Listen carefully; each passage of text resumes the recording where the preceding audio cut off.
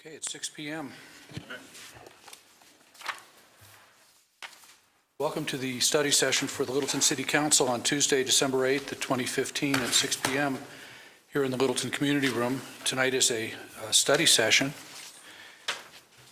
The agenda is on everyone's table, and I'm in my mind attaching some time limits to each of these so that we can see if we're moving along for each of them. I think we should be able to do council protocols in about 30 minutes and legislative rules in about 30 minutes and the goals and objectives in about 60 minutes, talk about that policy statement maybe for at most 15 minutes, and put us in a position really to be done around 8:30. I'm not setting a time limit, but I'm just trying to give us an idea of moving along so that we can do all the issues.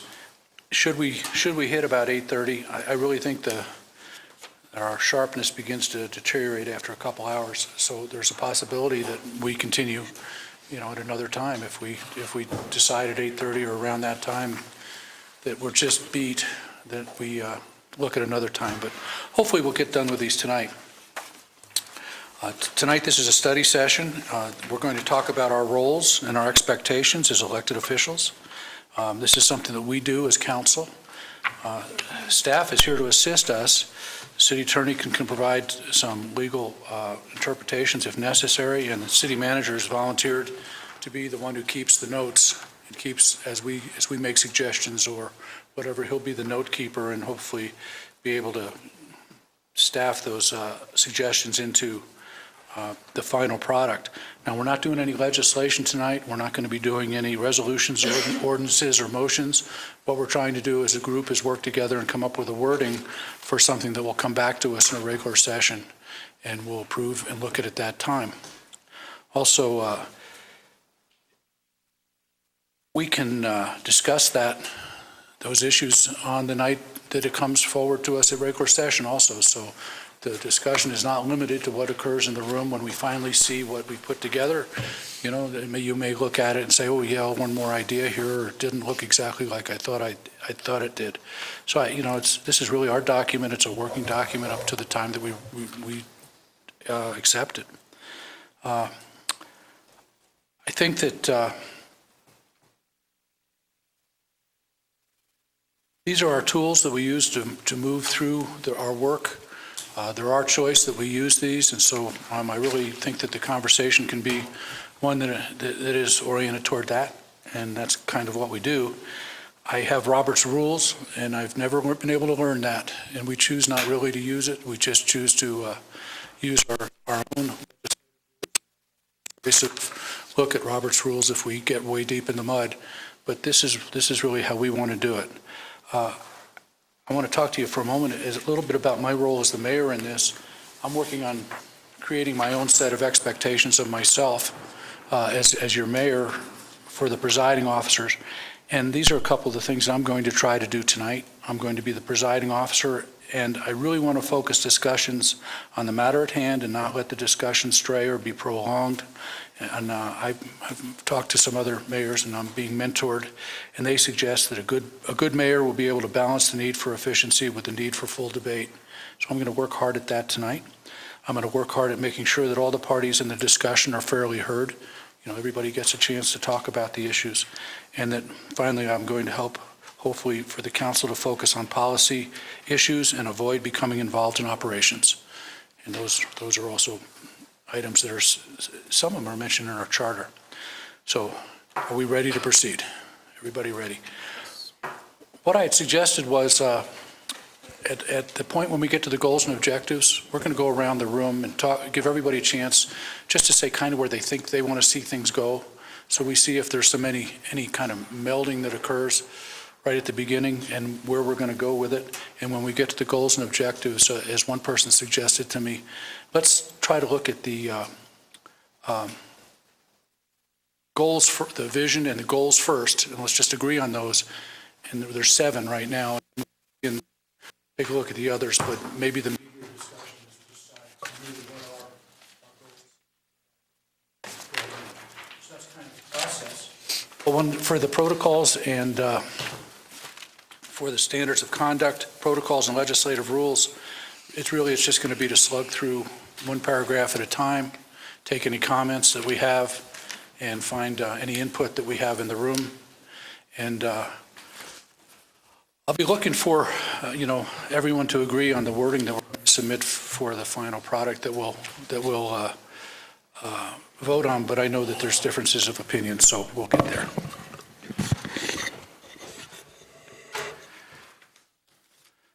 Does everyone have protocols and standards of conduct? Yes. Okay, we're all starting from the same place. Roman numeral 1, purpose and intent. Has anyone seen anything in there that needs attention? Yes, I'd like to bring up one item if we may. Jerry? On number 2, A. Oh, he's still on one. Okay, I'm sorry. I was just doing 1, but we can move ahead. Oh, on paragraph 1. There was silence. What are we looking at? Let me make sure I have the right. We're moving on to 2. Silence means approval. You've got a problem over there. There we go. That's what I'm using, so just to make sure. Enough I get it from you. Okay, so Roman numeral 1, purpose and intent, we didn't have any comment. Moving on to Roman numeral 2, meeting protocols A. And I forgot what I was going to say. there you go, Jerry. No. Number 2, the second paragraph, or second sentence, I'm sorry. The board, council and boards should make the public feel more welcomed. I would really like to discuss that a little bit. How can we make them feel more welcomed at both our regular meetings and our study session meetings? Well, I would like to add, I didn't do that very well on the first meeting that we did. We had, there were some people who had arrived a little later and didn't realize that they should have signed on. And it's just, the process was not clear. And then, so when I got to the second opportunity for people to speak, I had sheets with no names on them, so I'm assuming that there was nobody there to speak, and I didn't open it up, I just kind of moved past it.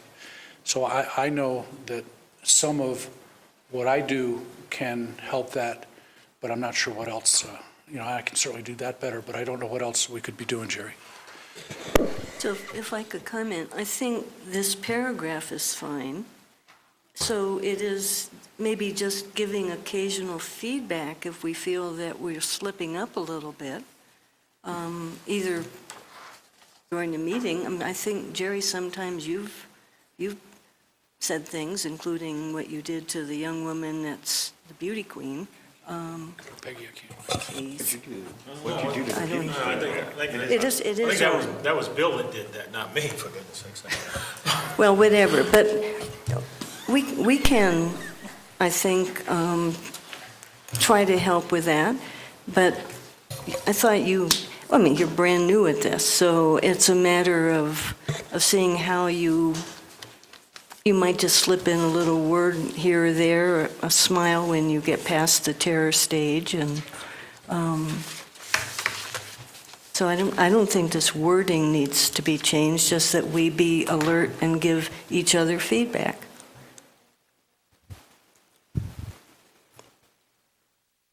I would agree. I think it's more of our own awareness. And I think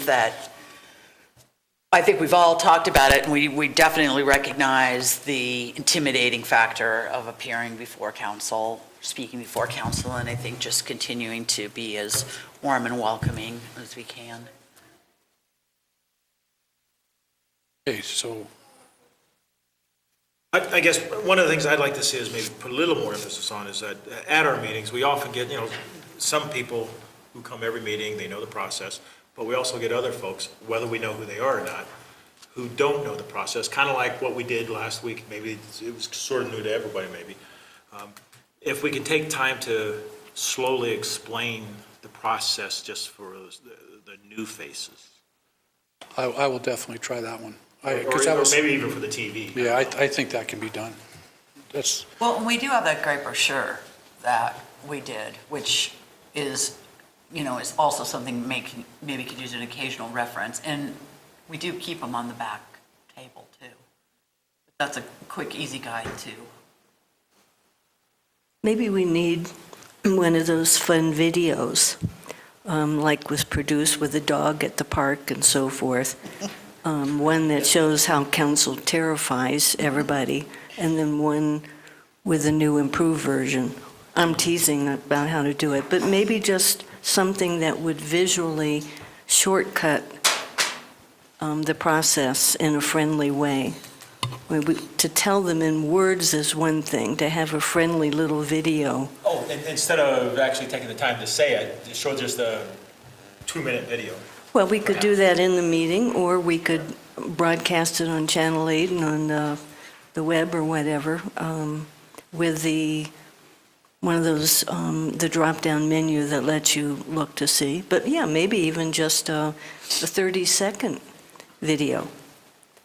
So that if we all laugh together at something silly that was done, maybe even we'd have one of the council people pretend to be a citizen, a regular citizen, non-officer citizen, and demo. But anyway, I think we could. Okay. do I think that. we got the idea. The other part too, I want to mention, was that study sessions too, make it a welcoming study sessions. Okay. Welcome everybody to our study session. We have 2 hours. Yeah, that's exactly what I was getting at. Okay, paragraph, Roman numeral 2B, and it goes on to the second page.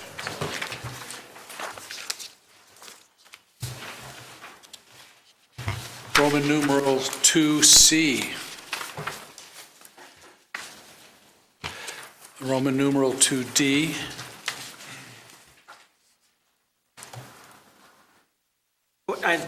I'm sorry, I was just going over my notes here. If I could back up just one little bit.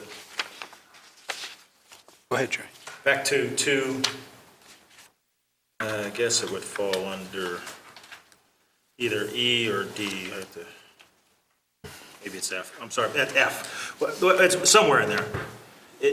I made a comment here is that we get our city reports, which is good, whether it's who gets up there and gives us the report, gives us a position, then it's up to city council sort of to discuss it amongst ourselves. One of the things I want to make sure I would like to see happen is that we don't have the city kind of chime in on trying to sell us on the deal after they've already presented their report. I would rather just between the 7 of us up there to discuss it and try to sell it, or not sell it to each other. Does that make any sense what I just said? Yeah, it is. I think, the city's opportunity is when they present, That's what I'm thinking. and they support it at that time, what you're referring to. Well, one of the issues I've seen and that I want to work with is when the city makes its presentation, that's when we ask questions. But once we've asked them all the questions, during that period, we should not really have been debating the issue. We should debate the issue after the motion and the second, because that's our time. And so we emphasize the second part as being our time.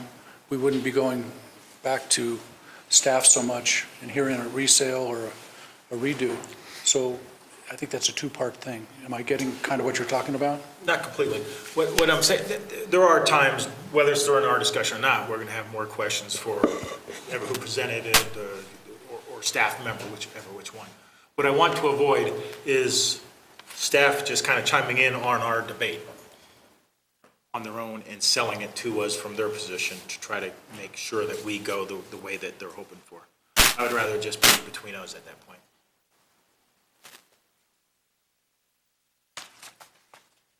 I'm good with that. Okay. I'm good with that, and then I'll have to watch to see when that might be happening. Okay, thank you. I do have a comment on number D, letter D, and that's the sidebars. We all do it. We've all done it, and we've all done it at different times, but I think we need to look among ourselves and try to reemphasize.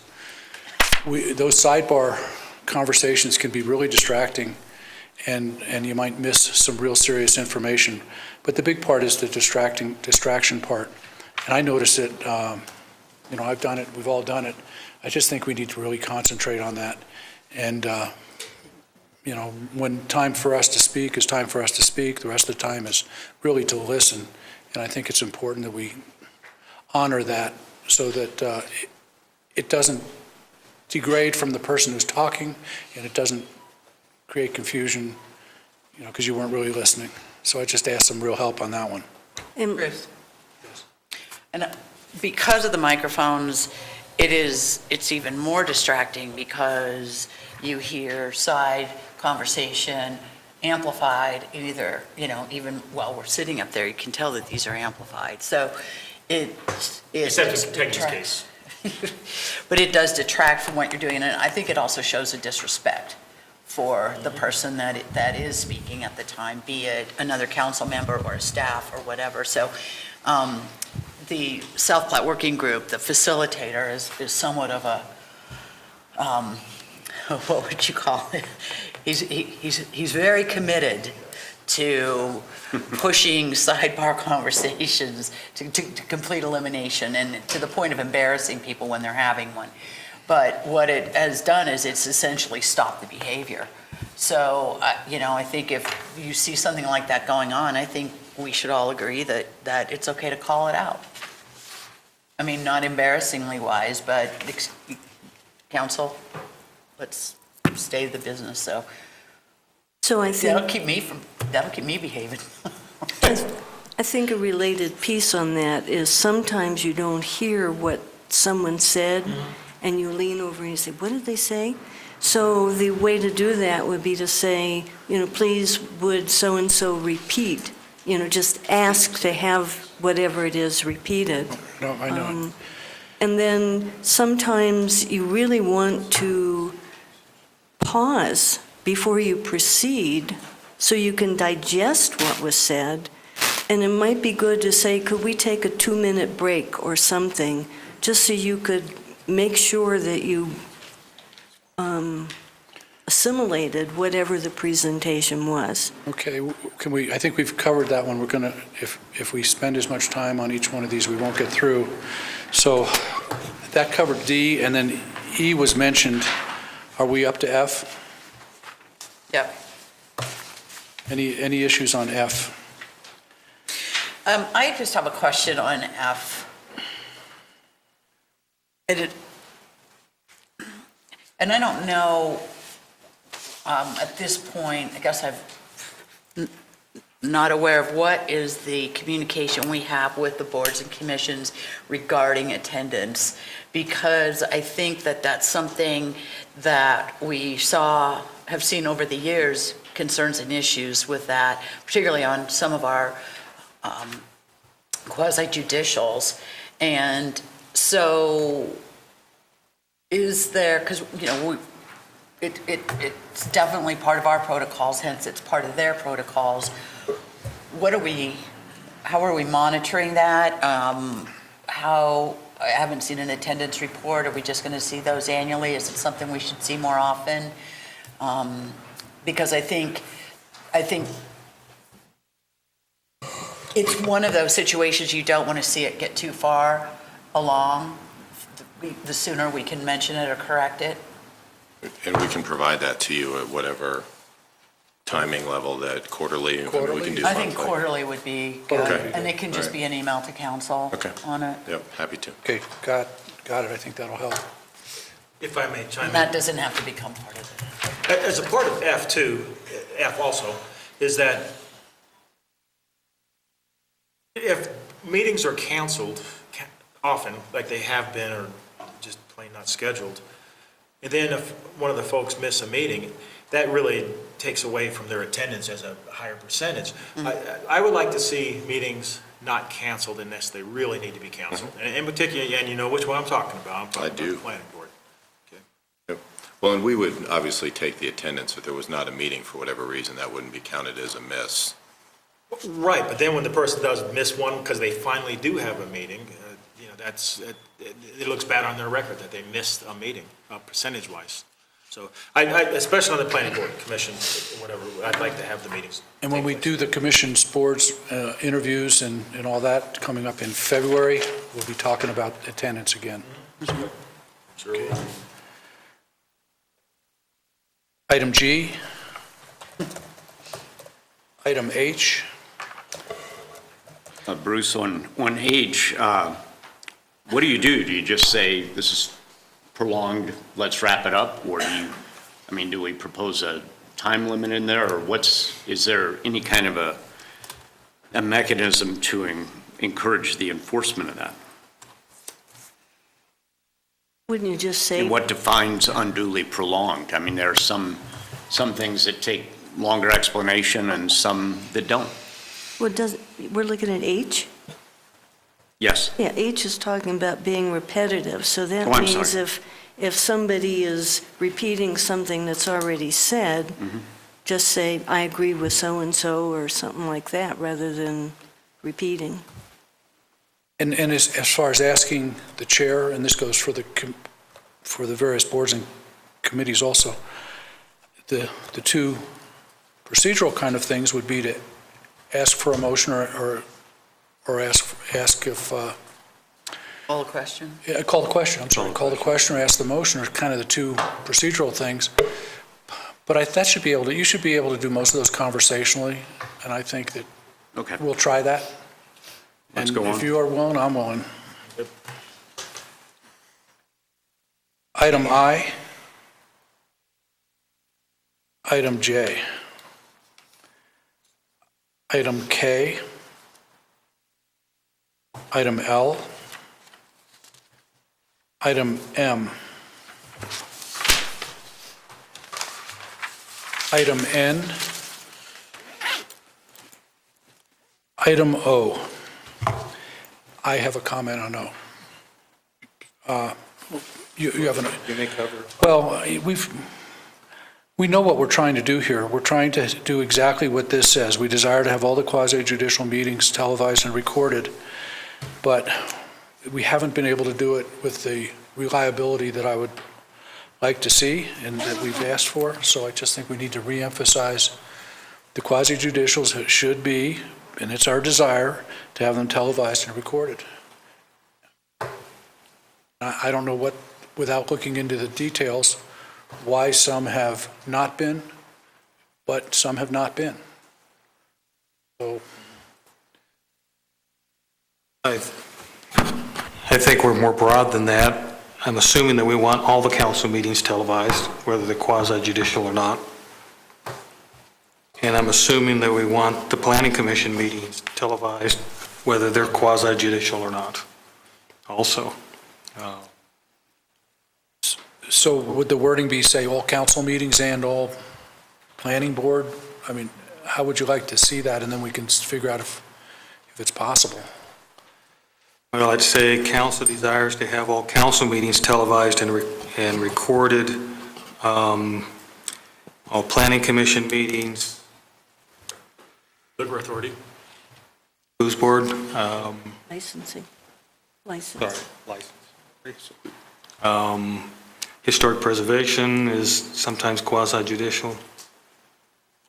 Board of Adjustments is sometimes quasi-judicial. In fact, they're probably always quasi-judicial, aren't they?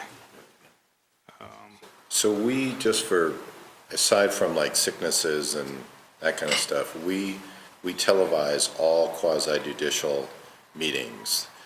What the council may be kind of batting around is, we do not televise the study sessions of those respective boards. So the planning board, we do not televise the study session, but all quasi-judicial actions are recorded for all the committees. So I'm not sure, again, except for if we've had a sickness or something, or miscommunication about timing or something like that, which is a staffing issue, but from a procedural standpoint, it's anything that has an action of elected or appointed body is televised. I So think that's, if you want to amend that, we can. I think that's what this says. The city council desires to have all quasi-judicial meetings televised and recorded, because I recall when we wrote this, that was the intent, and then we added, creating any working groups or committees, we will determine whether the purpose of the committee warrants its meetings being recorded and televised. Because we've had occasion where we did create a task force or a working group or something that we didn't, that it wasn't necessary to televise. For example, when we did the open space task force, that was very intentional to not televise that for the reasons of land use. But, so I think this still covers that, allows us the flexibility to be able to make those decisions as we need them regarding those types of groups. Well, I'd actually like to have the planning board study sessions televised. I think it's important, given some of the distrust that is occurring, to have these things in the open where people don't have to come to council, to the chamber, to observe study sessions of the planning board. So the council and the planning board, I think, all their meetings should be televised. So what I'm I mean, hearing not said breakfast, is, but- instead of trying to pick and choose, let's just say we desire to have all the meetings televised of certain boards, and that includes the planning, the HPB, and Board of Adjustment, and I think she just. licensing, No, and I She do, just and I suggested do planning. HPB too. planning, and HPB and planning. Am I seeing an interest in pursuing that? Speak if you are, and then, Yes. yes? How about, may I make a motion? I don't want to, No, 'cause Doug, we're not- I don't want to do motions, I'll do it by consensus, I think, because we're not going to do any motions or ordinances or I don't know what consensus means. consensus would be the majority I'm going to use the majority of people who are willing to accept that, although the wording may not be exactly what they want, or the issue may not be exactly what they want, they'll get a chance to vote on it when it's written in here, and then they look at it as it's adopted by council and have another opportunity to talk specifically about it in terms of a motion if they need to at that time. And that's kind of what I'm looking for today, is to try to get the draft document that can go forward at least to be considered in a formal session of council. How will we know if we have a majority if we don't take a vote? We'll vote in a regular meeting. But How on you this know specific now? issue, well, I'm just going to look around and I'll say the names then if necessary. The mayor opened just with, essentially, without the motion of just going around and saying, yes, no. Yeah, I'm comfortable with that because the actual legislation will occur at the regular meeting when we take this on as a formal document. We're in just a working stage at this point. Well, I guess I object, but I don't know how to object since There's no I motion. think you just did. no motion, but I think if council's going to make a decision, it ought to be able to articulate the decision and then find out whether there's a majority that agrees with it or not, whether that's at a study session or a regular meeting. Well, the problem would be that, I have all these stickies, for instance, where I have issues. Each one of us has some point. I think if we were to try to slow us down by doing a motion and a second and a vote on any change to a written document that we're really just staffing at this point, that's kind of taking away from the idea that this is a working group, that we're going to look at this thing when it comes forward again. It'll also be forwarded to us before any meeting where we consider it. So I feel like that's when the actual need for a motion, and because it's an official item before council at the time of a legislative session. At some point, we've got to be able to just work through here and get something that's going to be a working document that we can look at again. And the city manager is going to try to incorporate any of the decisions, but, we all get a chance to look at it again. It's a draft. Well, Peggy has indicated she'd like to see planning commission study sessions televised, which would be a change from what we currently do. So, and Jerry, you indicated you support that too? Doug, you support that too? Yeah, And the Phil? HPB and, Subject to if there's any technical issues that come up in being. You support it? Yeah, so the majority of council would like to see that occur. So we'll put it in. We'll put it in, it will be sent back out to us as a draft, and at that point, if it's still not worded correctly, that's an opportunity to get it fixed. so that was the planning board Also HPB. HPB, right? Planning Board, So what, I think the simple way to communicate it, for summary, is that the city council desires to have all quasi-judicial, regular, and study session meetings televised and recorded. And I would further suggest that we just change quasi-judicial, that phrase where it says quasi-judicial meetings, just change it to read meetings where quasi-judicial matters are considered. So that would include everybody. Why don't you just take quasi-judicial out? Yeah. Because we have, Because, we've got Fine Arts Board and Library Board and Yeah, museum. We don't need to We're not gonna televise the televise Fine Arts those. Board. But we can be. I think we get the gist of the council direction. If you guys are comfortable, I'll I don't wordsmith understand the gist of the council direction. You will. that all of your. Which second, no, I'm sorry. I don't understand the gist of the council direction. So well, read what you have again. if you Well, would. I don't have Bill's edit in there, but what I would say in English is that the council wants their boards that handle quasi-judicial actions, you would like their regular meetings televised and recorded, and their study sessions televised and recorded. So, I mean, we can list them out. Okay. Planning Board, HPB, the Board of Adjustments, the Board of Licensing. Appeals, the Licensing Board, we would record any time that they meet. can I suggest that you list them out rather than Yeah, use yeah. quasi-judicial? Happy to. Because Yep. otherwise people. We don't need quasi-judicial in there. Right. Well, Right. we got it. So are we saying that we're going to have all board and commission meetings No. televised? Yep. No, The ones that I just listed. If it's quasi. no, if they can at any time hear quasi-judicial issues, There's even three, if there are it's not three boards there. that have no quasi-judicial responsibilities. Right, And they're not going to be recorded. okay. The other ones that have, at some period, a quasi-judicial responsibility, all their meetings will be. And the three are Fine Arts, Library, and Museum. What about victims' assistance? We don't have that anymore. We don't have that anymore. So I will It's list, got to be victims. the ones Okay. Yay. Okay, in here. we good? Okay. It's good. Okay, this is Roman numeral 3, confidential information.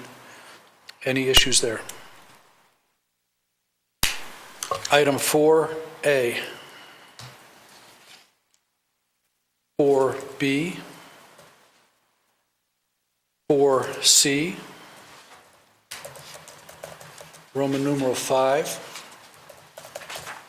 Item A.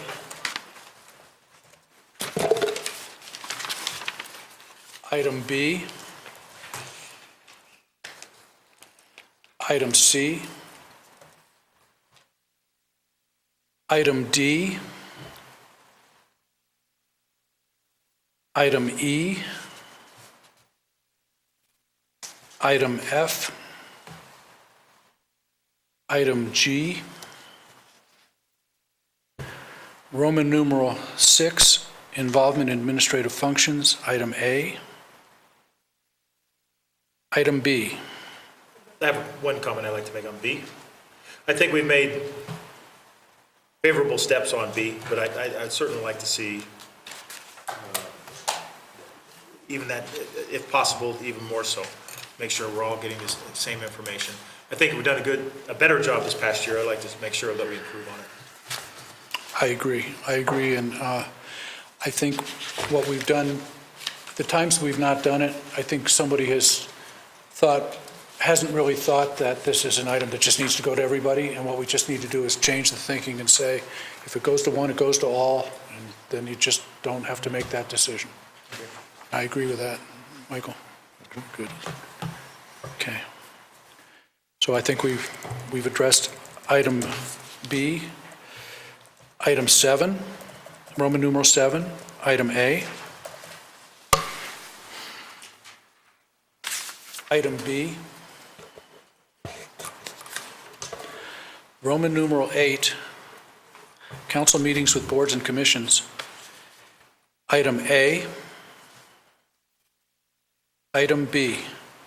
And I'll just comment that we're working on a calendar just to make sure that quarterly is quarterly and periodically, and so it's in the mill. You'll be getting a draft calendar to look at for those Bruce, meetings, so. If I may, on 7A and B, I'm not sure that an annual meeting is enough to keep us on the same page with the boards and commissions, that there needs to be some better form of communication with them, and I'm not advocating any specific type of communication, but to make sure that they understand what council's working on, what our direction is, so that we're all working in the same general direction. And, that could be either through the liaison system, it can be through more regular communication of some other type. And I've heard several comments from board and commission members that they just would like more direction. Comments? I agree with Bill. I think, we have to kind of separate the boards and commissions up. Fine Arts, Library, and Museum, they do have liaisons. Liaison usually has a place on the calendar or on the agenda to give updates. We have asked staff to communicate with the planning or HPV, the staff liaison, to help communicate at things that are happening at the council level. And maybe that needs to be enforced or made sure that that's really is happening. And I think one of the things that I have found to be more beneficial than having a liaison to our larger boards is that our breakfast meetings with them or our study sessions that we have with them. And I know, as you said, on the calendar, and we're putting those back in, but they've also commented that that is incredibly beneficial because it gives us an opportunity to just have conversation and discussion, and they get a lot more direction from that. So I think as long as we continue to have those, and we've had them as needed too, so it isn't just, we are only going to do it once a year. I know one year we had the planning board ask us, they said, we want to come back, we've got some things we want to talk to you about. HPP did that one time too.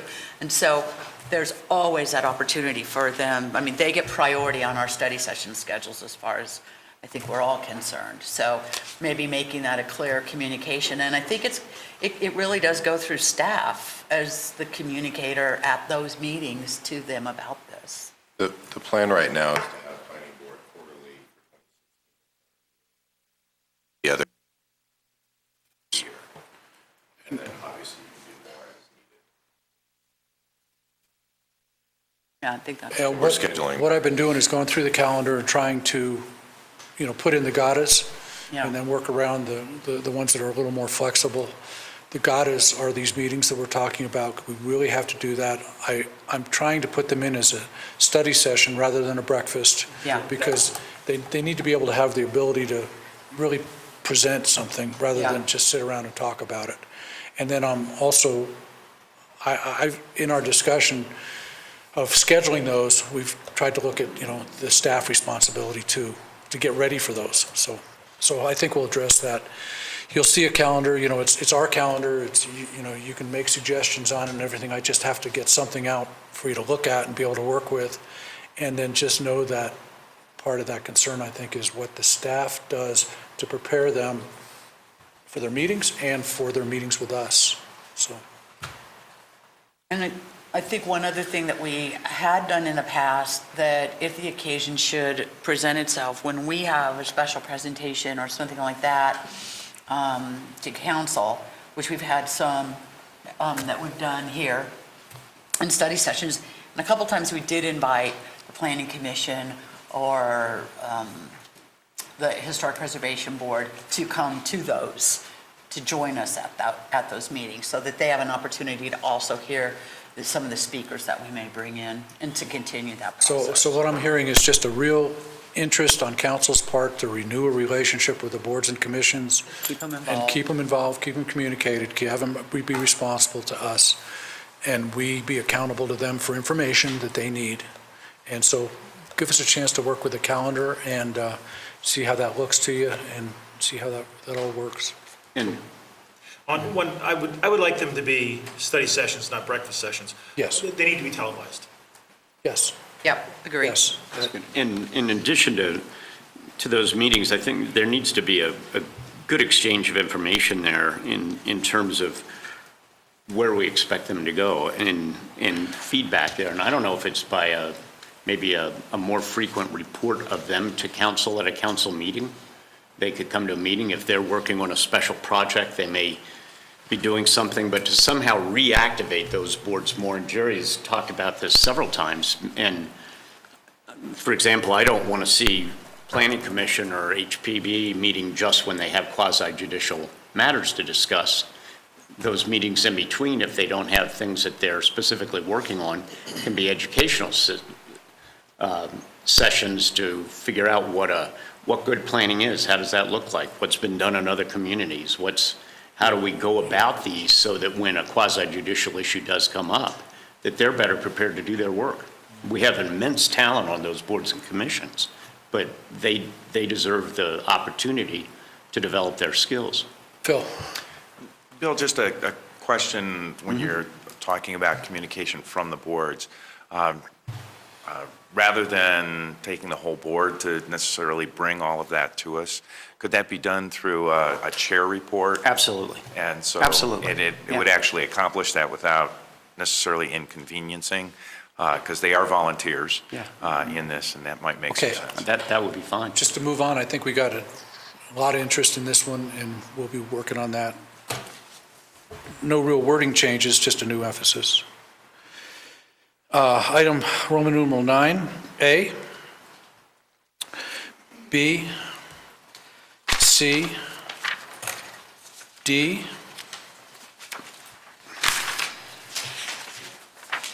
last page is Roman numeral 10, personal expectations. And we'll just take them all.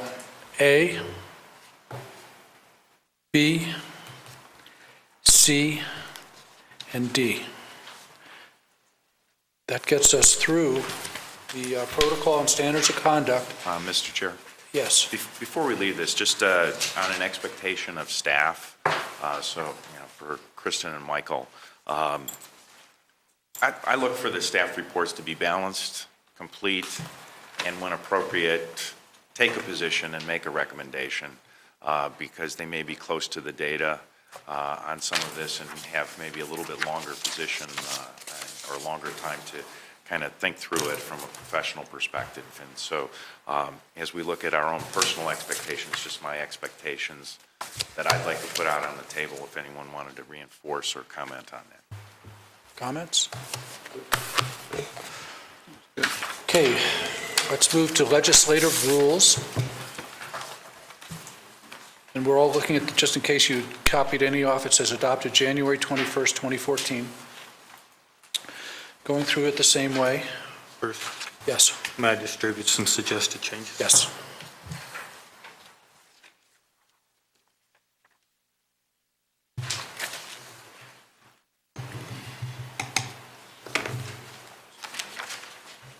Good, Doug. Well, good seeing you.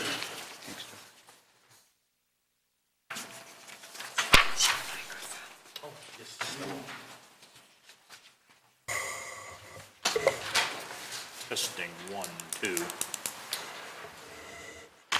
It is on. Okay, cool. Okay, Councilmember Clark has distributed items for Roman numeral 2. Let's go through 1 to get up to that point and then talk about these. 1A, B, C, D, C. Yeah. I recommend we remove the last sentence because it's not true. Where are you down? On C. The one that says no action of the city shall be deemed invalid because of a failure to follow any rule of order or business herein actually isn't true. If we miss some of the notifications, for instance, our actions can indeed be ruled invalid. But rather than put a statement in here that's not true, I think it's better just to take it out. I'm unaware of anything just pertaining to this, any discussion. Well, for instance, if you violate the notice provisions of the open meeting law, then the court can rule that this microphone's strange. The court can rule that the action taken by the council in that instance or other boards is invalid. Mayor, may I? I think to the extent that, I mean, obviously, state statute or a code or charter would take precedence over these rules, and perhaps you just want to include there that, I mean, obviously, we would be required to comply with statutory notice requirements and things like that, and to the extent that these were to conflict with state statute or a code, the state statute or code would prevail.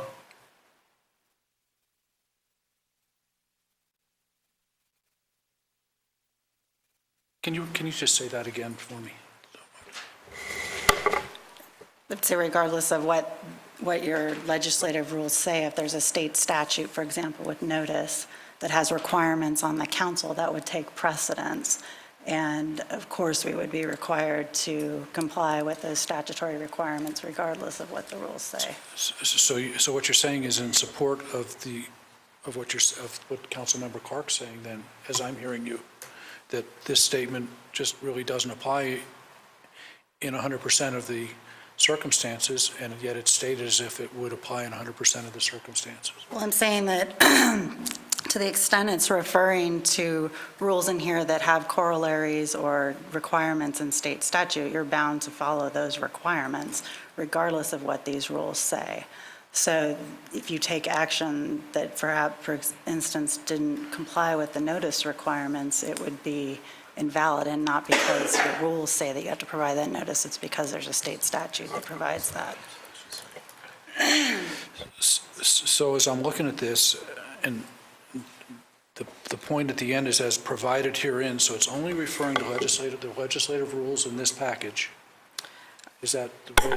I think the point of this provision in here is so that if, for example, it says you will begin meetings promptly at 6:30 and you begin late, does that mean, or early, does that mean that your action has been invalid? Those sorts of requirements, you don't want someone arguing that you didn't take action because you started at 6:25 and took action before 6:30, or that if there are requirements in state statute that require us to have notice and things like that, those requirements apply to you, and those actions are invalid regardless of whether they were in the rules or not.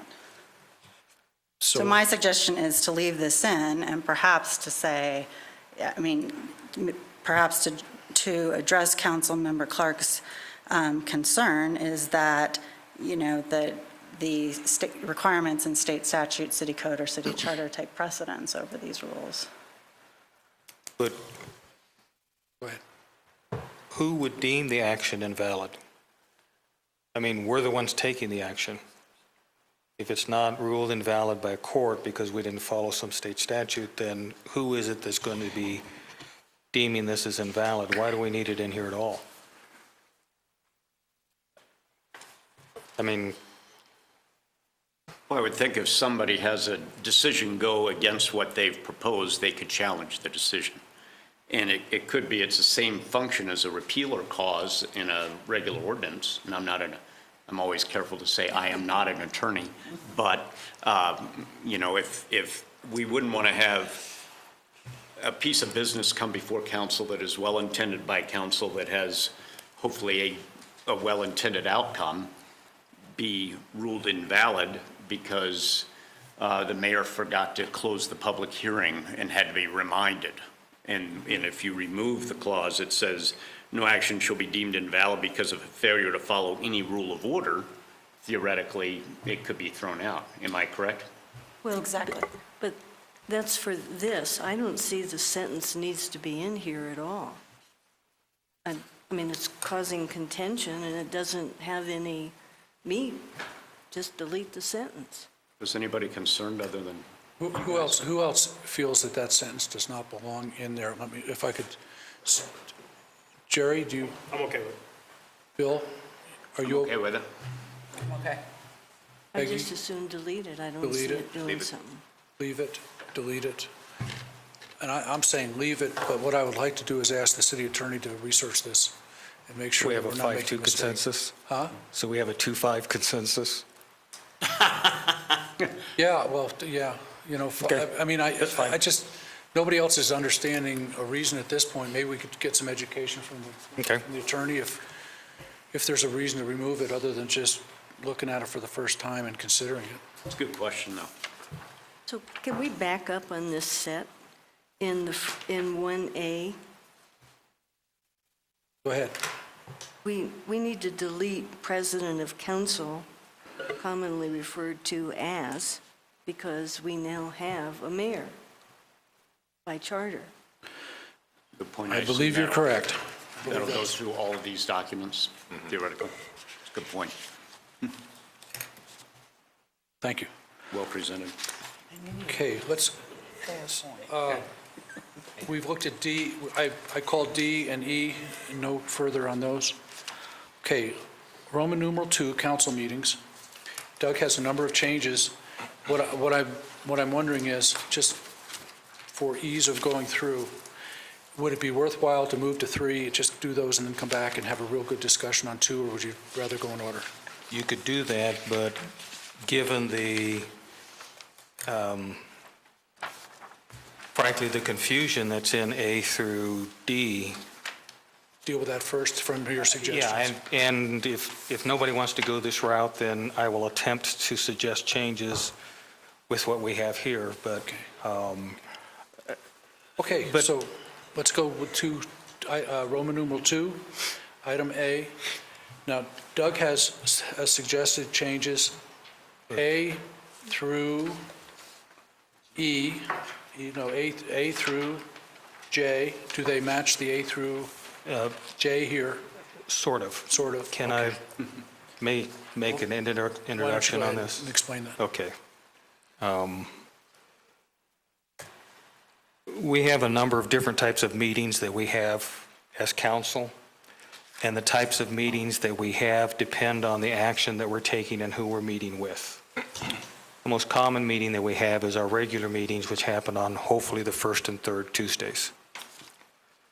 We also have study sessions, which is a different format of meeting and normally happens at different times. Then we have this weird animal called a special meeting,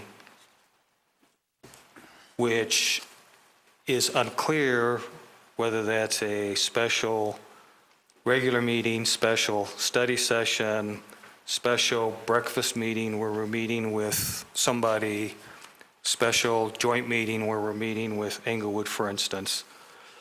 So the first thing I'm suggesting is that we call out the different types of meetings, which is A through F on the handout.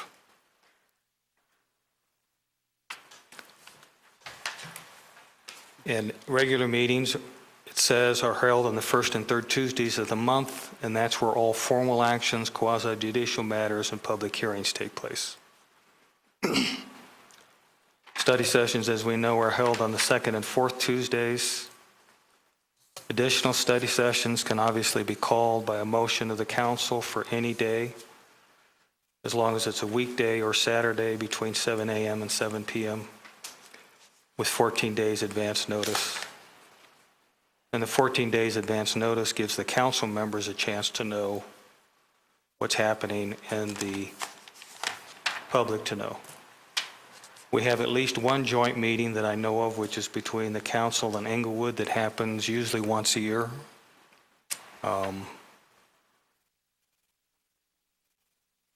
That's obviously scheduled whenever it happens. We have meetings with the community, either as breakfasts, or we used to have what we call district meetings.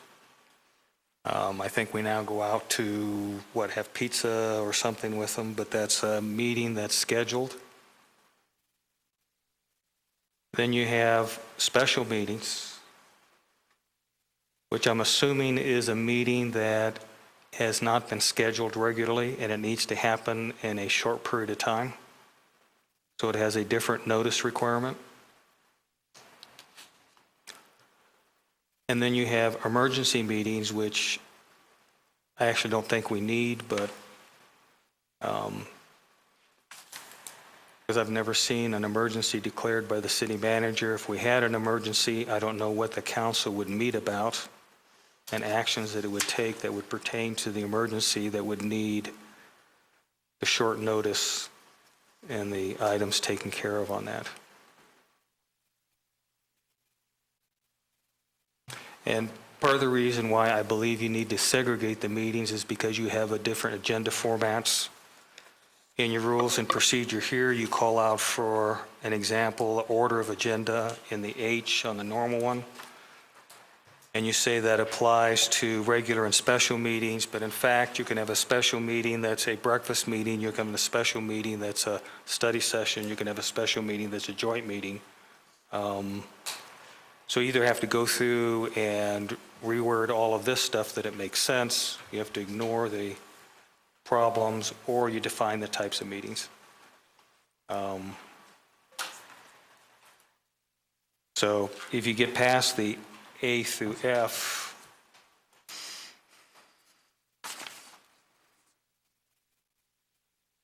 then I'm advocating that meetings be canceled by the council rather than the city manager.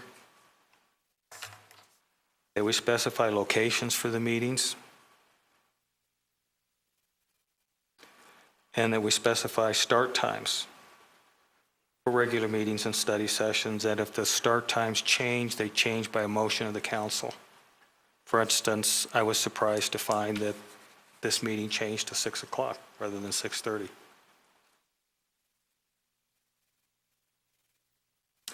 And finally, on item J,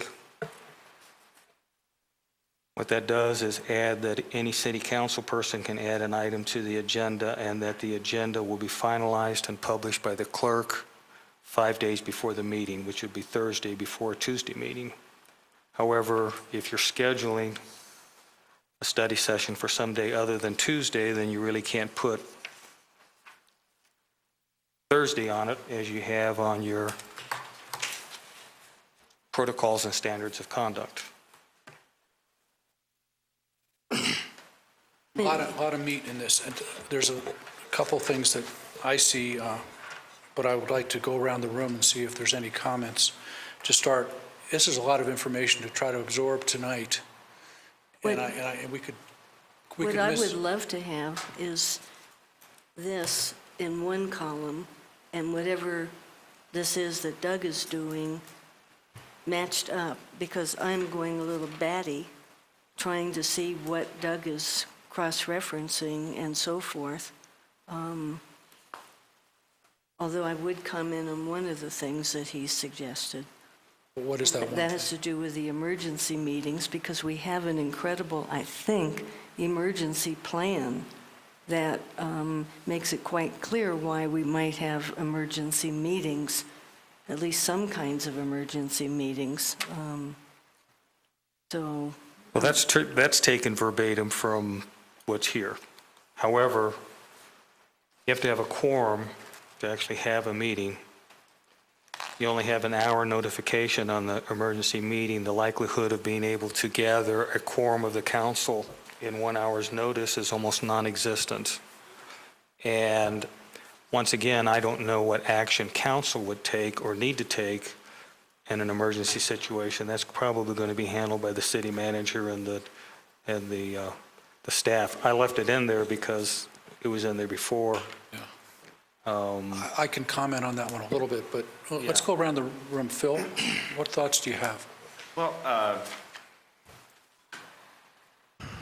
there's some contrast between the two. A couple of things that we placed in the last 4 years within our protocols are the things like a 10 p.m. expectation of close of meeting without formal action. Do we want to carry that over or not? So there's some items that if we just looked at Doug's list, which I know you spent time on, are there some items that are missing or included? That was one that just jumped out. And that one is missing. So But I was, yes. yeah, I don't know if we want to take the time and go through it, or whether Peggy's request for some comparison as to what's in and what's not. I'm worried if we go through it too quickly, we may miss some items. Let's go around the room also. Any ideas, Debbie? Well, kind of just a quick look at it, what changed, and some of the stuff that I see that has changed is really taking a lot of the flexibility and sort of, I like the word nimbleness, out of this.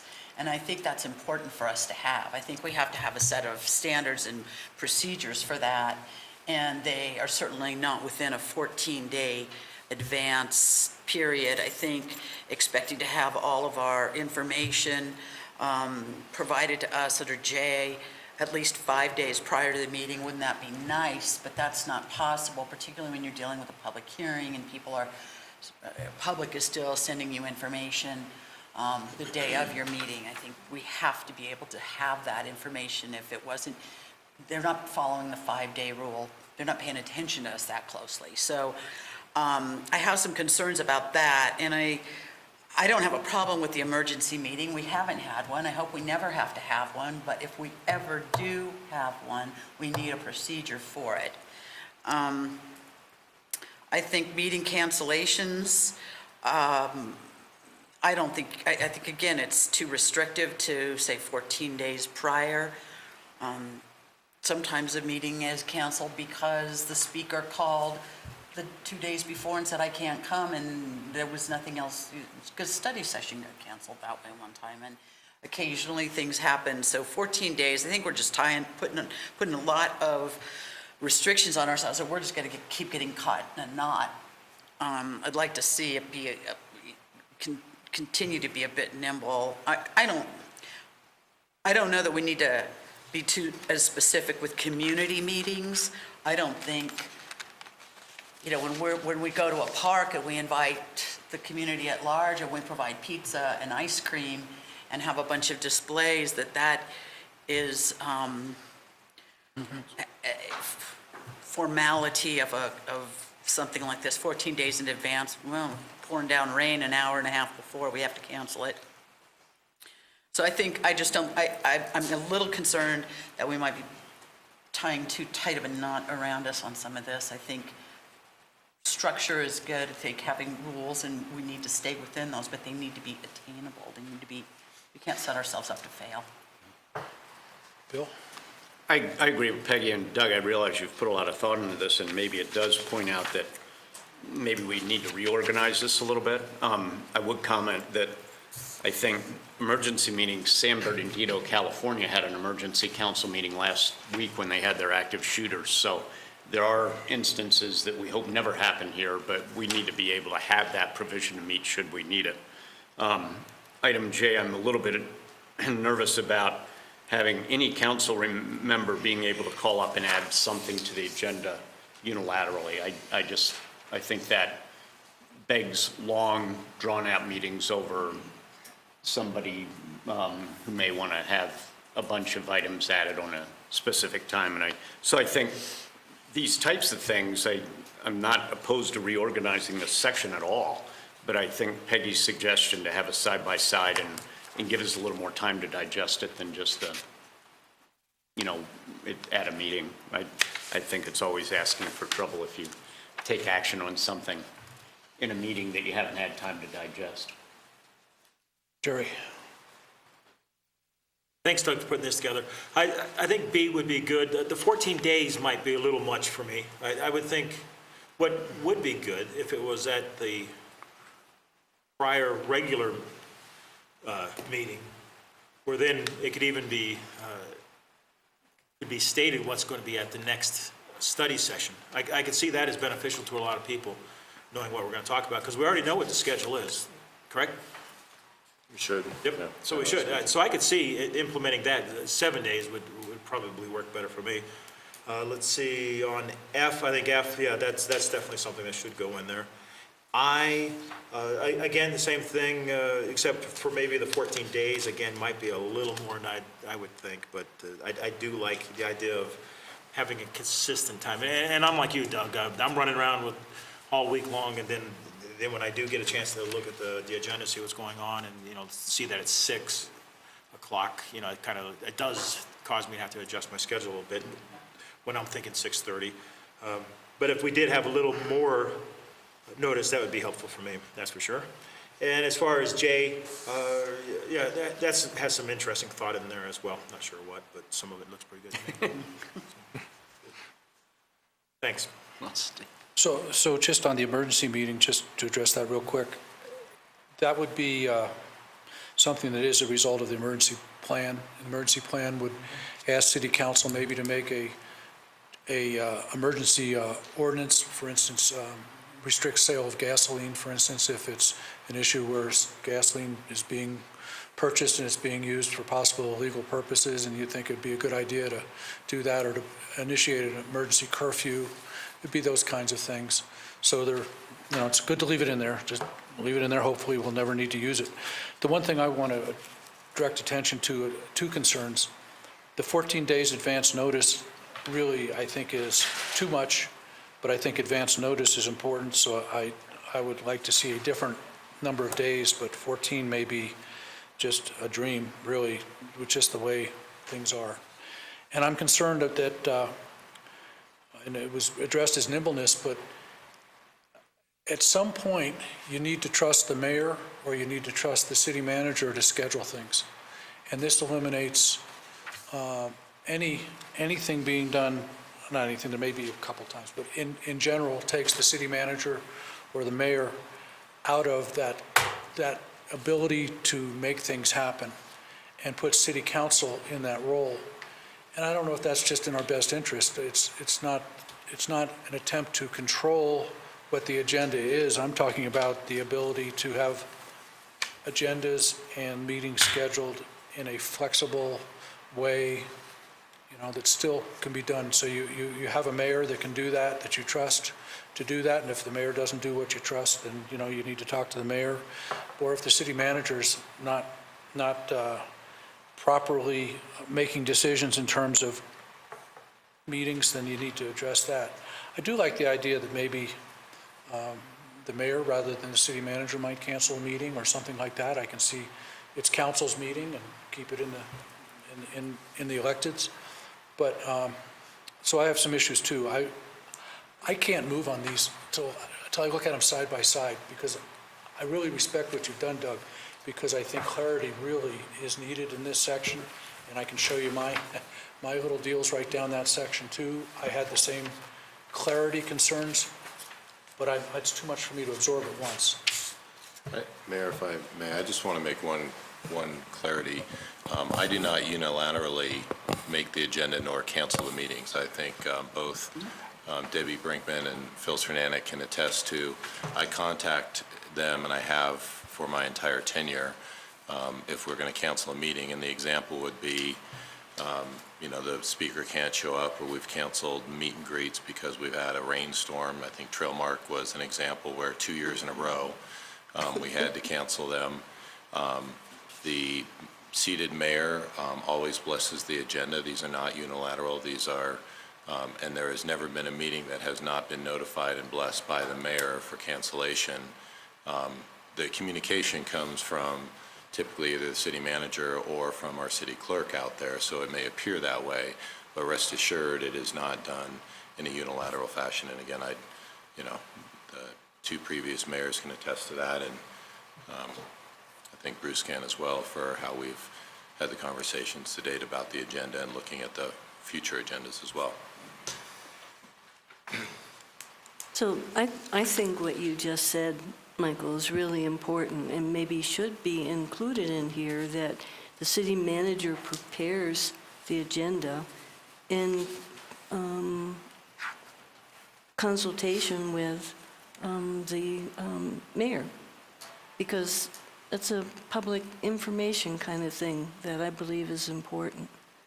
And I appreciate your comments. I have one minor suggestion on F, on the original, if we're going to redo this in a format. It says the regular and special meetings of city council shall end at approximately 10. We have sometimes gotten out a hell of a lot earlier than that. So I think it should be shall end by, or, I mean, generally, or approximately, whatever, by or no later than, one of those phrasings. Because the idea is we're trying to put a limit, but if we happen to, for whatever reason, finish at 8:30, we're out of there, right? We don't have to sit there and look at each other for another hour and a half. We're adjourned, I'm not hanging around. Pardon? Okay, so we kind of, go ahead. Can I ask a question? Has the council ever ended a meeting automatically at 10 with business still on the agenda?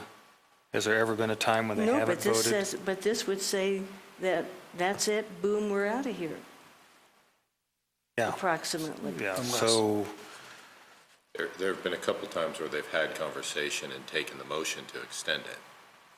well, they always have to take a motion to extend it, don't they? With Yeah, this the way it is? Based on that. Yeah. yeah. So have they ever not taken a motion to extend it? Not that I recall. No, and we've extended it to my knowledge.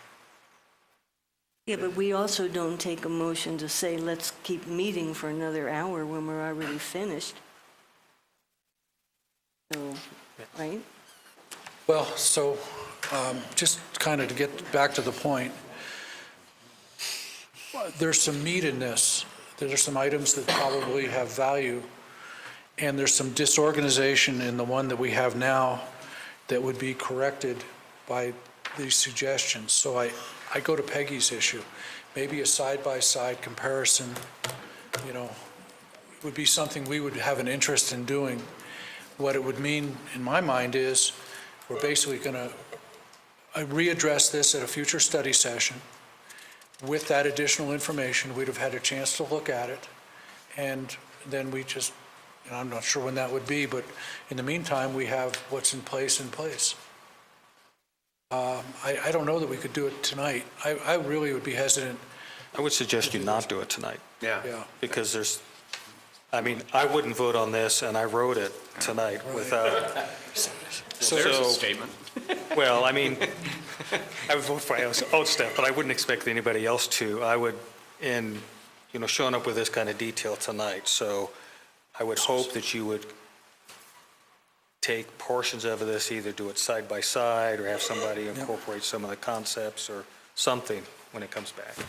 So am I seeing agreement to that? And I'm going to say one more thing, though. I'd like to do, if we could, get agreement on some other things in here. We're clock's ticking. But I think we could possibly look, and Doug, I know some of them are like this to what you have there, but, maybe we could limit our future, we're not limiting the discussion, but try to manage our future to looking more at the items that you've addressed, which are in Roman numeral 2, and see if we can agree any further on 3, 4, and 5 and 6. Well, there's quite a few, 5 and 6. So do I see shakes of head yes, that we would like to do that? You mean look at 3, 4, and 5? Yeah, I'd like, Sure. yeah, we could look, just try to continue on. I think we have an ability here, but we're probably not going to get to the goals and objectives. So, we'll be in the same We'll position. be able to get through quickly. Okay, let's give it a try. It's only 7:15, Okay, only 15 minutes. so, just to restate, we're going to take a look at all the council meetings issues. We'll do a We'll side by provide some side. staff input to us to help us understand those. We'll get them redistributed back to us, and we'll look at them at a future study session. Try not to put it off if we can avoid sooner than better. Okay. Fair point, well presented. Council proceedings, Roman numeral 3. Roll call. A, any issues? B. C. D. Roman numeral 4. Sir? Parliamentary rules. Doug's got a, Doug has an I'm issue. suggesting adding in an item E, which basically goes back to 4 minutes unscheduled and the potential to ask for a scheduled appearance. Doug, can you move your microphone whichever way your mouth is? I can't hear you, Peg. Is that better? Yeah. Sorry, these Thank mics are... I'm suggesting adding an E, which is addressing the council, which basically goes back to what was in the council legislative procedures a number of years ago. People can address council.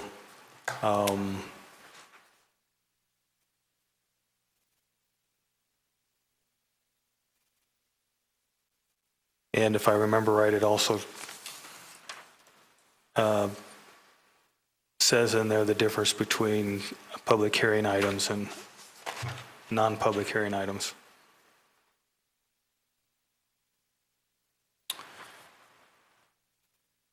Everybody read through that. I'm going to go around the room and see if there's any comments.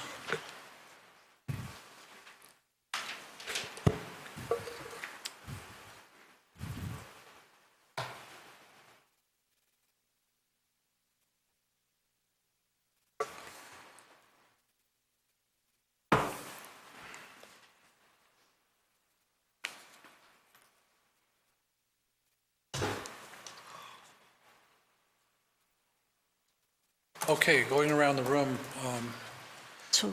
So I do have a question.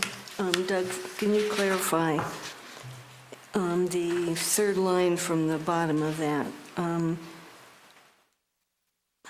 Read the whole sentence for those who might be listening at home. Those desiring longer time to speak shall ask to be placed on the agenda 1 week prior to a regular scheduled council meeting, which time shall be granted at the discretion of the city manager. Are we talking about the amount of time or the placement of the person on the agenda itself? Well, they both go together. Yeah. So, and this is, that sentence, I believe, is verbatim out of the old legislative procedures. If a citizen has something that can't fit into 4 minutes, then they can request through the city manager a 10-minute time. At least it used to be 10 minutes, where they could address the council and they would appear then on the agenda as a scheduled public appearance, which is also how it used to be that you had all the other groups come in, for the Columbine Memorial, when they were doing presentations and things like that, those are all scheduled public appearances. So the scheduling itself and the length of time would be at the discretion? I'd suggest you put a length of time in here. I didn't realize it wasn't in there until I read it, which either means I mistyped it or it wasn't in the old one either. Could be either one. Well, since you've done this, and maybe you suggest what you want.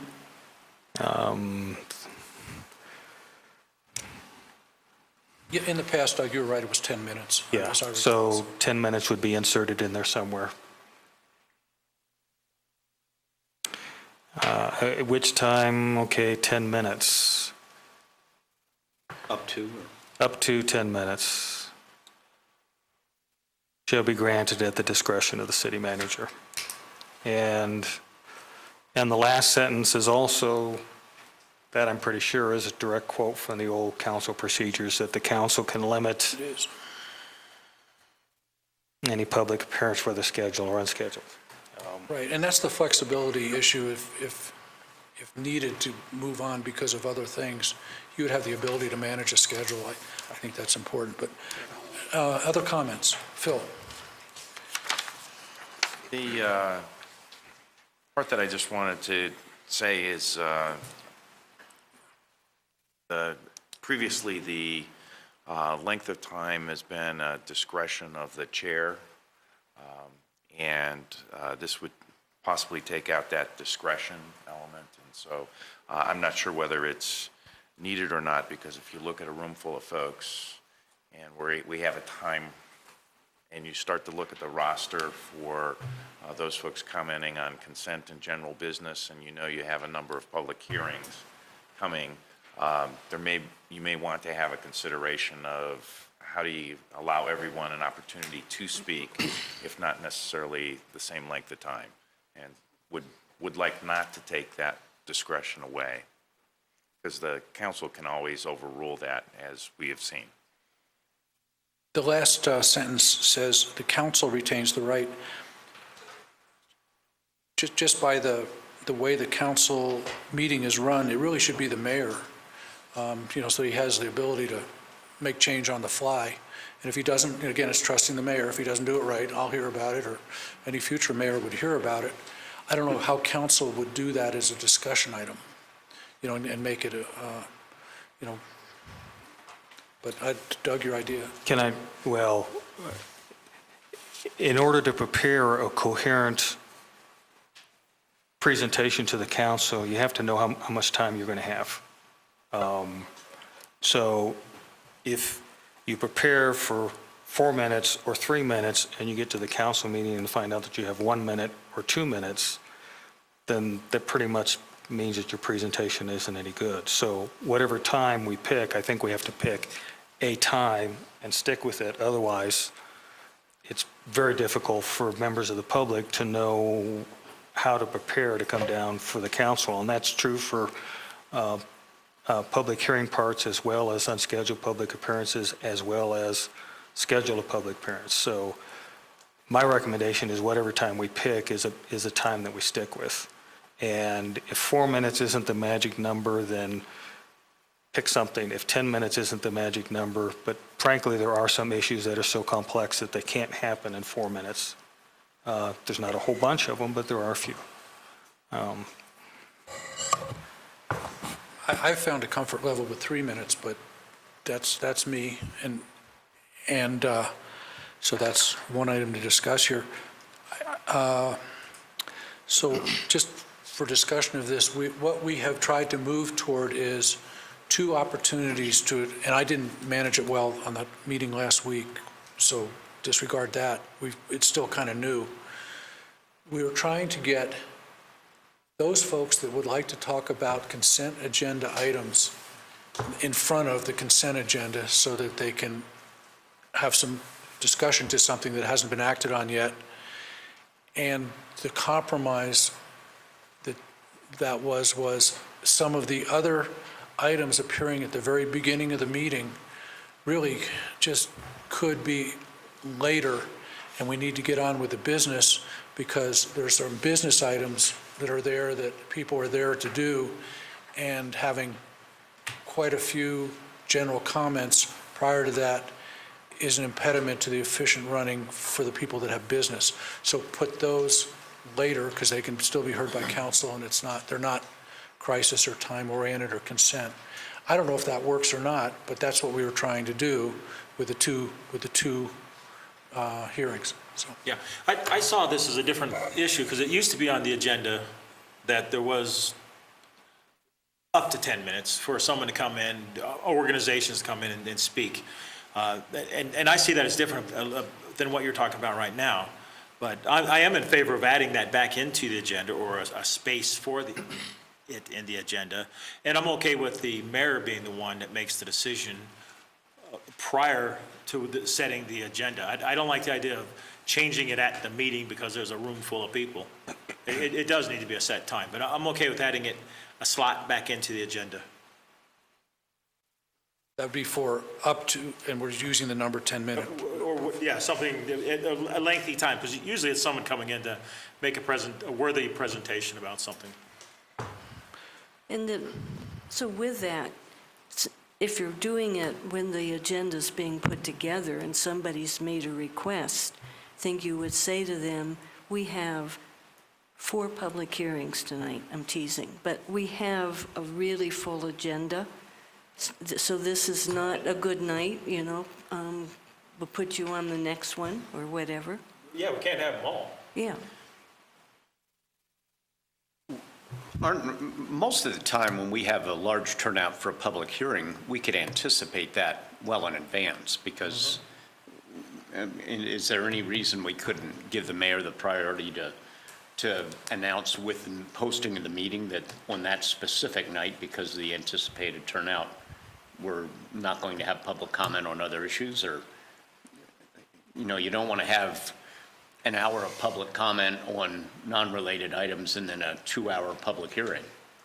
Well, I think that's what Councilmember Clark has proposed in the last sentence there. Is that your intent there, Doug? Retains the right to limit any public appearance, whether scheduled or unscheduled, based upon what is occurring in the meeting. But we don't want to do it when the meeting starts. We No, don't you want to don't tell wanna- people. Setting the agenda. No, you need to do that in advance. I'm not necessarily opposed to having two sets of public comments. I think we're mixing 3 or 4 things together here, because that's what you were talking about at first. Right. I don't necessarily am opposed to having 2 sets of public comments, one that's addressed to consent agenda items. I think if we're trying to get people in there and out of there in an expeditious manner, then we ought to move all the items that don't necessarily have to happen at the front of the meeting to the end. We don't have to approve the minutes at the beginning. We don't have to have council comments and reports at the beginning. So if that's truly what our purpose is, then move all that stuff to the end. Move those reports to the end, and everybody wants to move back to I'm all about moving to the end. They can fall off the end of the agenda. Why don't we move everything to the end of the agenda? I'd second that motion, actually. That's the solution. The reality is if you have more than one item on the agenda, somebody's going to have to wait. And I've been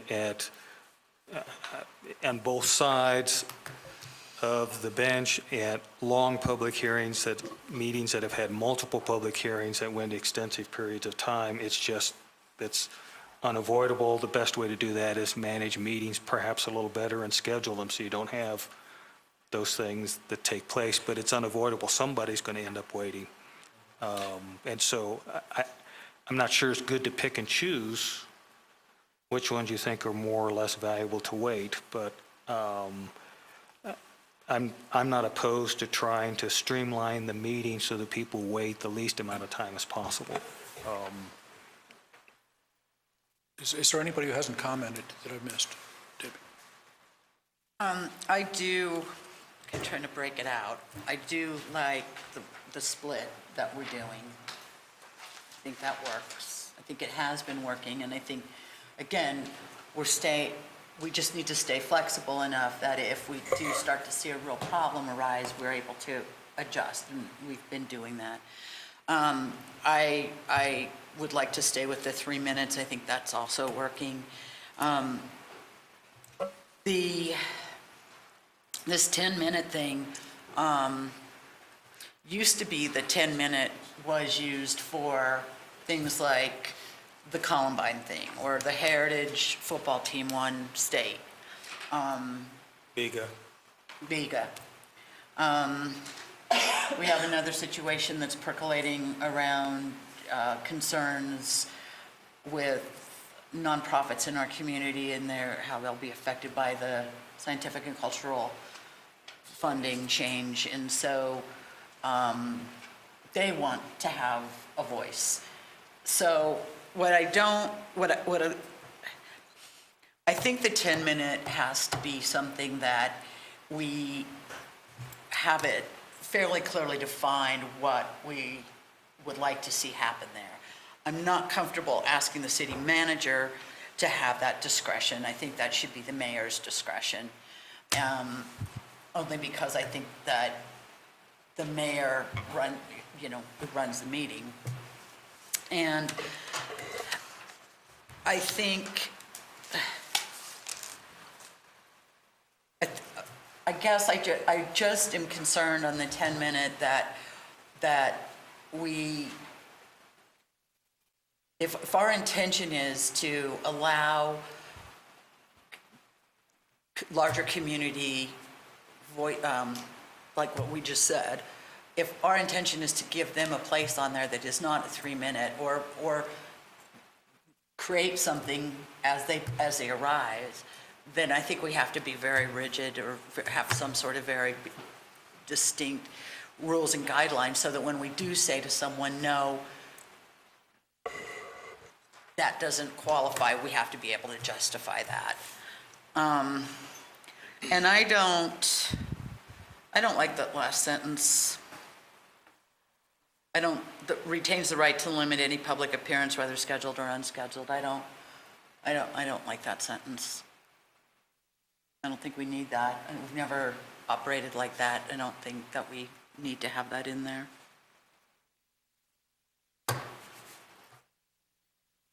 So, Mr. City Manager.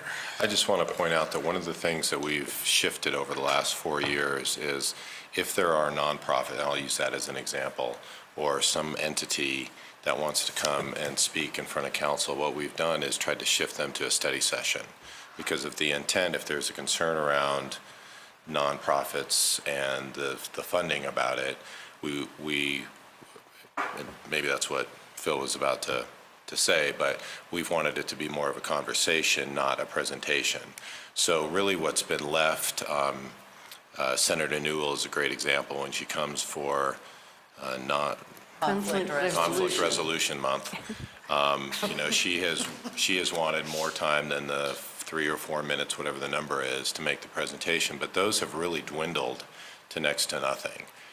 Because we've really shifted toward the study session concept, that if there is another entity out there that wants to have a dialogue with the council, the place to do that is in a study session. So we've moved them into that, and we've got a couple of those scheduled coming up to make presentations and talk to you, because it really allows more of that two-way conversation. Phil. Couple of thoughts. One is I went through about 85 public comment presentations, and all but 2 of the 85 accomplished their point, at least in my opinion, again, subjective somewhat, and they either actually took 3 minutes or less, or they got to their point and then just some of them used up the balance. This is, in a public appearance, is not the only way folks can communicate with council. And I don't know if that can be included or should be included here, which is we will take a extensive written report and distribute that to council. And so that something that requires time, if it's an organization, it may be appropriate for a study session, something that's extensive and can't fit in the time, and quite honestly, sometimes may have a PowerPoint or a display that I can't read at the moment. That was thank you, Doug, for smiling at that anyway. And it's hard to digest that, and sometimes it takes a while to kind of search down some of that information. It might be better placed in a written report that we can actually absorb and digest. And then as far as organizations and such, some cities will grant, if someone's with a recognized organization, they can have up to 5 minutes for a public appearance. I'm not necessarily an advocate for changing that amount of time myself, but that's there. No one that I'm aware of actually has the 10 minutes that at least the research I did in corresponding to that. So I'm actually comfortable leaving it at 3 minutes. And I agree with Councilmember Brinkman that the last sentence doesn't need to be said. Okay, so let's just parse it out a little bit. The first item of concern I've heard is the 4 minutes. Was there anything before that in this? And I'm comfortable with 3 minutes, and I really am. I think public speaking is something that is difficult, but it requires specificity. But I got to tell you, if I was sitting there as the mayor and I watched somebody come up who's not an experienced public speaker, and, they start the clock, but then, they lose their place and they're, having a little bit of challenge for whatever reasons, I'm going to use a little flexibility and say, you get a little more time, because this is obviously a very difficult and challenging thing for you to do within that. I think that's only fair. That's just fair. But I think generally 3 minutes is enough. And then I'm also asking the clerk to use, as most of us are familiar with, a red or a green to say 30 seconds are left and that kind of thing, to help that person out a little bit. But I'll see that, and I can say, you're getting toward the end, can you wrap it up? Or, you have 7 items, can you get up to 7 because we're running out of time?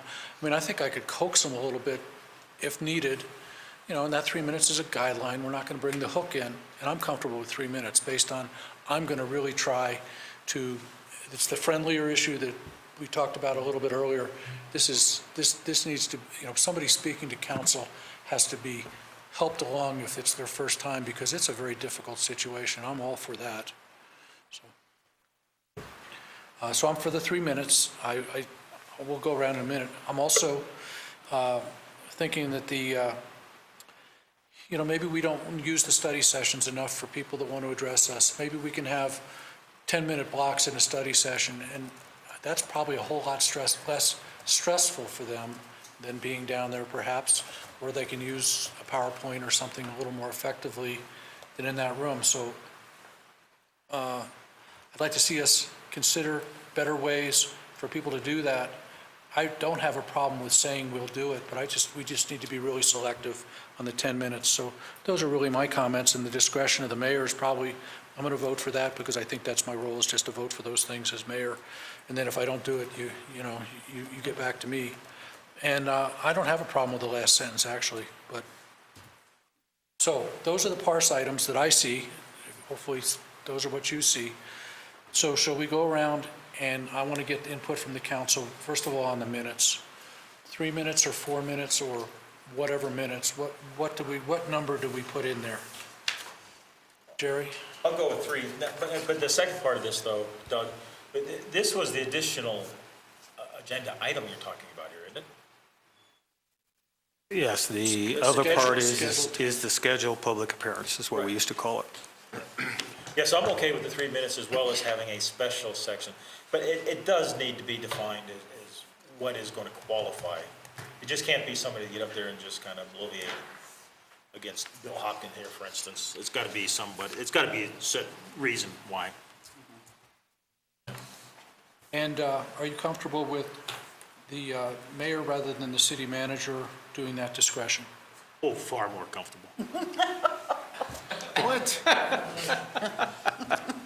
And then finally, the last sentence is, are you comfortable with that? If there's 4 council members that have an issue, you bet. I think 4 council members, if they have an issue, yeah, we should retain that right. So you'd be willing to take it out? I'm sorry, the last I'm sentence. sorry, leave it in. Leave it in. Leave it in. With council or with mayor? With mayor, with mayor. We're talking, you said The last sentence? Yeah, I guess I said it, I said. the I council said mayor. retains the right to, Yeah, and you're comfortable with Oh. mayor and leave it. Mayor or council? council. I'm okay with, but actually, no, I'd take that whole sentence out. My comment was on the agenda setting it with the mayor setting the time limit, Right, okay. whatever, who the group So the is. sentence can go, the sentence could go. That'd be fine with me. Okay, Bill? I would make a strong argument for 3.5 minutes. I think, no. I tell you, Like a the 3 to 19 and a half mile per hour speed limit? The 3 to 4 doesn't matter to me, really, because I think I could argue either side of that. I think you're right. Most people should be able to succinctly state something in 3, as long as you have the discretion of the mayor to let them go a little bit longer if they're struggling or just wrapping up, because there are circumstances where it's going to take 4 and I don't want to cut somebody off. But if we have 3 as a target, I think I can live with that. I did enjoy in the past hearings, scheduled public appearances of up to 10 minutes on occasion. And I really like, Michael, what you're saying about the study session approach to bringing special comment in, but that would usually be something we didn't usually hear from. It was a community partner, it was the schools, it was something else that brought us other information that helped us assess the health of the community as a whole, which is helpful to us in doing what we do. So I favor the return of that. The last sentence, I favor leaving it in with mayor having the right. Debbie? 3 minutes, and I'm okay with the up to 10. I'm not even sure 10 is the right number. I think 10's a pretty big number. It could be less than that, and I think would meet most needs at the discretion of the mayor and with some guidelines as to what the topic would be or what the content. And I'm okay with the last sentence if we change it from council to mayor, but I'm okay with it going too, so either way. Because it's already the discretion of the mayor, and the reality is, under what are the circumstances that you're going to tell somebody that, no, you don't get to speak publicly, you go sit down? I mean, when are you going to use that, and why would you use that? And We changed our mind. Yeah. Well, yeah, if I just don't know that I guess I don't, The only way that would ever happen is if somebody was really disruptive and it falls in that other section Well, then that's where, but that's not this. I know, I make it go. I'm back to go away. Peggy? So I like 4, but I'd like to, some way to consider, if people make a presentation, they may do highlights of a presentation, and they frequently give us a document, and they present the highlights of a document. Is there a way for us to post online complete submissions? So they speak to their main points, but the fuller text could be posted somehow. I mean, technologically, yes. I think it's a question of, do they provide it? Do they want to provide it? No, Do they right, well, have if it? they don't have And I it, no, think the but I'm vast just, majority of people don't. I mean, if you think about people coming down and speaking, they might be speaking from handwritten notes. Some of them write them well, out. yeah, but I'm not So- talking So I'm not vast. sure that, you've asked for copies of their notes on occasion, and they've said yes. Well, not just their notes, some of them had pretty Yeah, spiffy presentations. But I remember before I was on council, and when I went to speak a few times, I hit my main points, and then I gave, I think, in at least a couple instances, a more complete something if the council wanted to look at it. And yes, the answer is yes, if it exists. We can put anything online if it's there. Okay. I'm not sure that we would do. You have to ask them, it has to exist, they have to be willing to give it to us. I mean, there's Well, just a no, lot of right. mechanics. If they don't have it, if they're not putting something together, whatever, but some people really do think things out really well. They've got a nice set of main points, but then We're going through one right now. exactly, yeah. So, anyway, but I like no more than 4. You comfortable with the mayor having the discretion? Yeah. And then, do you care about that last sentence in any way? Well, if we keep that in, I want it to be the mayor to have that right. Okay. Phil? 3 minutes.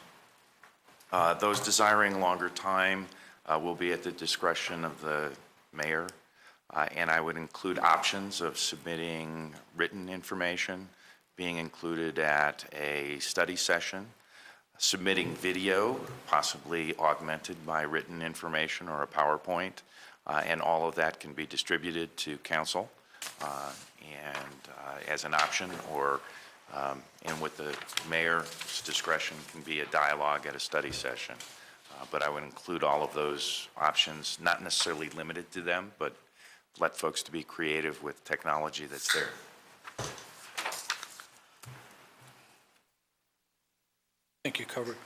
The last sentence, do you care? And then the last sentence, I would take it out. Okay. Said that before. Doug? For quickness, I'll stick with what I wrote. Okay. Yeah. I agree. Well, let me just say, obviously, we all want, it's just very obvious, we all want to have public access to council. We're just trying to figure out how to manage this. And it sounds like the 3 minutes, actually, we had more people say 3, but what they really, in the discussion, said was big discretion, and 3 minutes is about the time you tell people you got to wrap it up, but you're not going to pull anybody off. And if they go up to 4, it sounds like most people in the room were satisfied with that. Or do you, No. or am I hearing? Are we cut it saying off at 3 or 4? I'm saying 3. 3, okay. And I get what you're saying. Somebody comes up to the or up to the stand and they fumble around and, Pam is when she's trying to get her thing started. Don't start me until I'm fine with waiting for that, but I think 3 minutes and the clock is going and people see that clock going and get it. I mean, Okay. we don't have a buzzer, we don't have a hook that pulls them off at 3 minutes. They don't get to finish their sentence. There's always that discretion, but another minute and So, well, 4 people said 3, so if you're, those that said 3, if that reflects, okay, so it's 3 minutes in there. The longer time to talk, we're right down the, I wrote down 3 who were willing to do it, 4 said they weren't. I guess we leave it off, but but I heard some other discussion about maybe study session or other kinds of coaching to them as to how they could present a point. Am I correct in that? Am I missing something? That type of information we can put in the Citizens Guide to Council, so that communication that Councilmember Cernanek was speaking of, and I think Councilmember Hopping spoke of as well, we can make sure that that information is available. And certainly when they contact the clerk or myself or whomever, we can clarify as well. I didn't put my vote down on that yet. I'll tell you what, I like the idea that Heritage High School could come in and present something. I just think in the past, that was very cool. They came in and presented something, and they didn't go 10 minutes, but they were more than 3. It was a group of people. I'd like to leave 10 minutes in there. I'm the 4th vote on that. Okay. And the mayor wins. So, The last sentence. yeah, in the last sentence, I have it staying. I only had 4, and I would say leave it With mayor. with mayor, and I was the fourth on that. Got it. If I got it. Okay, very good. Thanks and for now we taking, get to take a break, right? can we take a break? You want to take a break right now? Overruled. Sit down, young lady. Well, I said we were going to take, in my mind, this would be break time. Oh, perfect. Are you okay? We have to take a 10-minute break? Sounds good. Okay, we're good. Why 10?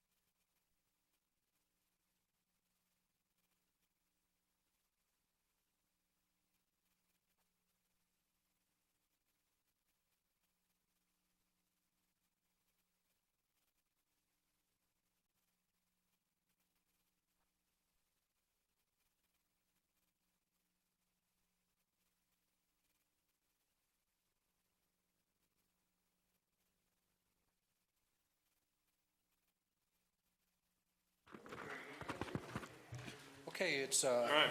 it's the end of our break. We're going to continue on. Okay, we're going to continue on with the discussion of the items, and that brought us up to 4, Roman numeral 4, parliamentary rules, and these are items A through V. You know, I'm just going to ask if there's any in here, rather than going down them item by item.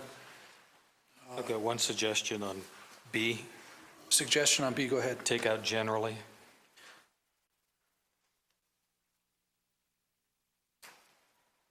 If the mayor wants to allow them that to take place, then I guess nobody's going to have a problem with it, but having something that says generally is almost meaningless. And then on J,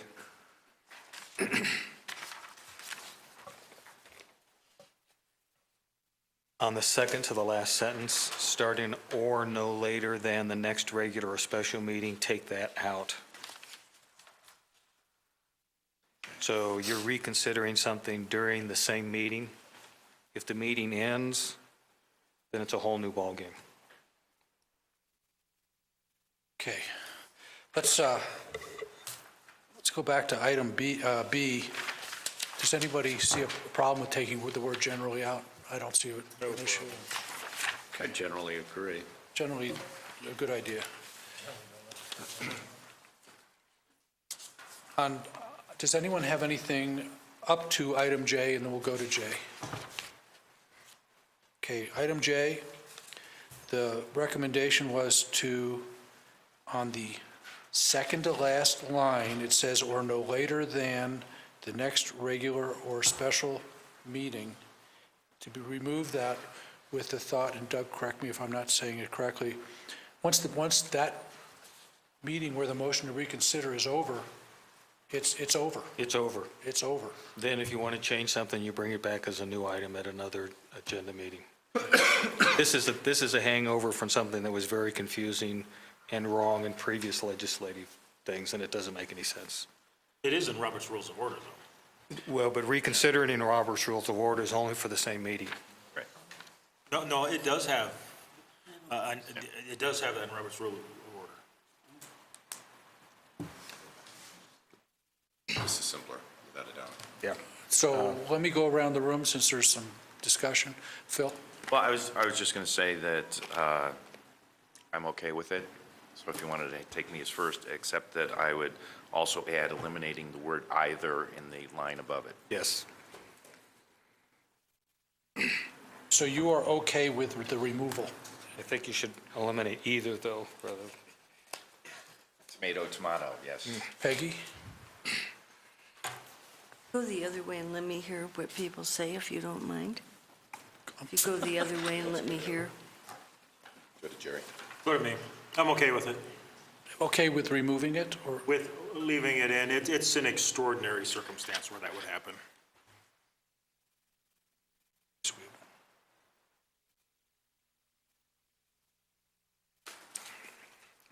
Bill? I'm fine with the change, and it doesn't mean that, I mean, you can always reverse an action by bringing it up in a different manner. Doesn't mean that you have a vote to reconsider, so it doesn't really change your option. I'm fine with it. Fine with removing it? Let me make sure I understand. Fine with removing it? Yes. Okay. Fine with removing it? Yes. Yeah. Peggy, It sounds everybody like wants to I'm- remove it. Yeah, I'd prefer to leave it in, but that's okay. Okay. Moving on, item K, L, M, N gets us onto the next page. Anything on the next page there, all the way down to V? Okay, that brings us to Roman numeral 5, legislative versus quasi-judicial. I'm sorry, I'm Peggy? tracking. On 4, R, on the suspension, a rule requiring a two-thirds vote may be suspended upon a vote of two-thirds of the members of the council present. Now, for quorum, all we need is 4, right? So if we had a situation, it'd be pretty darn rare, but if we did, where only 4 people were there, then 3 people could pass something, and that doesn't make sense to me. It would seem to me that we want at least to have at least 4 of the entire council, even if only 4 are there. As in, not having less than half of the council able to approve something. I hear what you're saying. I Go ahead. I think you're confusing 2 different things here. There are some procedural rules that require more than a majority to take place. And what this is saying is, if you want to change a procedural rule that requires more than a majority, you have to have more than a majority to change that procedural rule. If it's a procedural rule that only requires a majority, you can change it with a majority. And I can't think of any in this document, but there's a number in Robert's rules that require, Supermajority. various amounts of supermajority. And so if you want to suspend the rules for something that requires the various amounts of supermajority, you have to have the same various amount of supermajority to do that. Okay, I'm not reading it that way. So just to summarize what I think I hear you saying, Peggy, if 4 was the quorum, and that's what the meeting is being conducted with, and the issue comes up to suspend the rule, it's going to require a supermajority of those present, which is the quorum, and the supermajority is 2/3. Mathematically, is that 3? Is it? It would be required at least 3. It would require at least 3. Get over 2/3. Right. So it's just a Robert's rules, I think. I'm not sure when that might, I mean, I don't know that this, I don't know when this is ever going to happen. Not very often. Jerry, are you interested in any changes on item J? I'm good. Or R, I'm rather. fine, thanks. Bill? I'm fine. Fine. Fine. No change. No change? Okay, I'm fine with it. Okay. Okay, then that takes us down to Roman numeral V, 5, legislative versus quasi-judicial hearings. And that's where Councilmember Clark has a suggestion to put a procedure in there and to replace or add to this narrative. And I got to tell you, I don't know that the narrative's helpful anymore, but Well, the real suggestion is that you change this whole section to make it just public hearings, take out the quasi-judicial stuff, and describe correctly how public hearings go. Because the one that's in here is oriented specifically to ordinances on second reading, and we have more types of public hearings than that. We have a public hearing document on the website underneath the council thing that's oriented specifically to zoning. That doesn't apply, so whatever we put in should be generic to public hearings that apply to both circumstances. But I think if you're going to have a legislative procedures that describe how meetings run, you need to have something that describes how you're going to run public hearings. So this was my attempt. I don't know that it's the right one, but somebody should be able to come up with a sequence of events for public hearings that makes sense, that handles resolutions, ordinances, and zoning. These are the 3 that I can think of right now, but I'm sure there's more. so just maybe the way to handle this might be the same comparative issue when we review it the next time, because I see a couple things. I'll just say one. It's kind of a general procedure, and I could see perhaps council members may ask questions. Something else might happen there too, like we might ask a staff member to return back up again, or, there's things that could happen that maybe would flesh this out in a way that is more, it's a little more complete. Phil? To that purpose, I would have 2 items. One is at the staff presentation would include council members may ask questions. So whether you want to insert it as to be or something of that nature. And then with regard, item 8, council members may ask additional questions. That's also a time for a discussion among council and any comments that council may want to make. And so it's not just a time for questions, but discussions and comments. And that's an issue we might have some discussion on, whether there should be a motion and a second before we have that Because discussion. you're looking at a motion, Right, whether you right. want to discuss it before. You can do it both ways. So, Well, you kind of have already defined that in here, because one of these policies is that there's discussion without a motion. So unless you want to change that for public hearings. so are you okay? I want to go around the room here and just get, Can I? Go ahead. What I'd like to propose is, because the mayor mentioned that side by side, but if the council, so what I heard Councilmember Clark kind of proposing in this is a general public hearing procedure. Yes. In that. So what I would propose for the mayor to take around the room, if he's agreeable, is that staff returns with and Councilman Cernanek just added a couple items, but we will take the components from the legislative quasi-judicial and look at anything else that's in here and bring back what would be a general public hearing statement as a replacement of this. And there may be That's all. items on the website for that one that. Exactly. that- Correct. Yep. Exactly. So More we appropriate. would be inclusive in the general public hearing concept. The one thing that I would add here is the first sentence, second sentence, is that gives the council the ability to take any item off the agenda and designate it as a public hearing.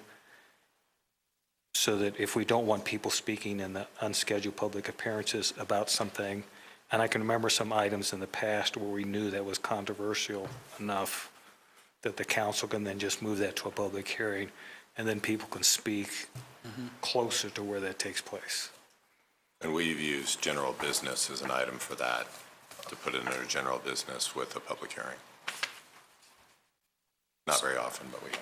so that's what I would like to go around the room and say, have you say whether you are satisfied with bringing this one back after some staff study and some addition in a draft, and we'll look at it too. Again, there's no crisis here. We can work on, I think it's a great idea to lock this in just a little bit clearer.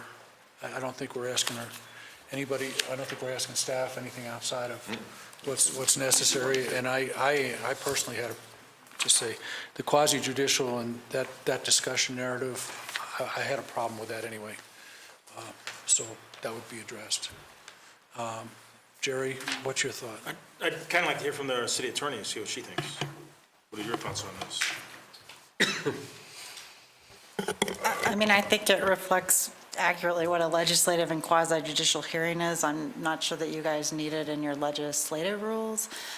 So I don't think it adds anything. I do think it's a good idea to have a general procedure for public hearing items, and I know I have put those together for some of the chairs of the other boards, so we have those available about how they run a public meeting to make sure they, don't forget to allow the applicant to rebut public comment and things like that. So I think we can write a general procedure along the lines of this, and I think always the city council has it within their discretion to allow public hearings on, say, a resolution that comes before you. She speaks for me. Bill? I agree with the Bill? attorney. Debbie? He speaks with me. Yeah, I'm fine with it. But I want, when you go around, I want to make a comment on something else. Okay. Peggy? Phil? Okay, so that's what we'll do. And your other comment? My other comment is, we keep having this conversation about council discussion. We've said it a couple times tonight, particularly during public hearings. So we want to have council discussion before we make a motion. When there's a motion on the floor and a second, then we have council discussion. Do we have it prior to that in a public hearing or do we have to have the motion on the floor? And I guess a part of me says, I don't ever really remember us having council discussion at the dais anyway. The minute a motion is made and it's seconded, we go down the line, whoever wants to speak first, second, third, fingers go up, mayor calls on you, and you state why you're going to vote the way you're going to vote. And then the next one does it, and the next one does it, and the next one does it. And then, depending on where that lands, there could be somebody wants to make an amendment, and then we go through that sausage-making process. It's always ugly. But we don't have what we like to sit here and call council discussion. Where, Yeah, so, yeah. so do we, I don't think we need to make steps and rules and all kinds of other stuff, but is there, maybe we just have an understanding amongst ourselves that we don't, the minute we throw a motion on the floor, if we want to have discussion, we can have that discussion. How does that start to look? It needs to be a little looser. And then at what point does the mayor say, okay, let's do final comments and we're going to do a vote? Maybe there's a way we create something like that, because our current system is not created to really make us feel comfortable doing the discussion. The motion, and we state our case, and it's done.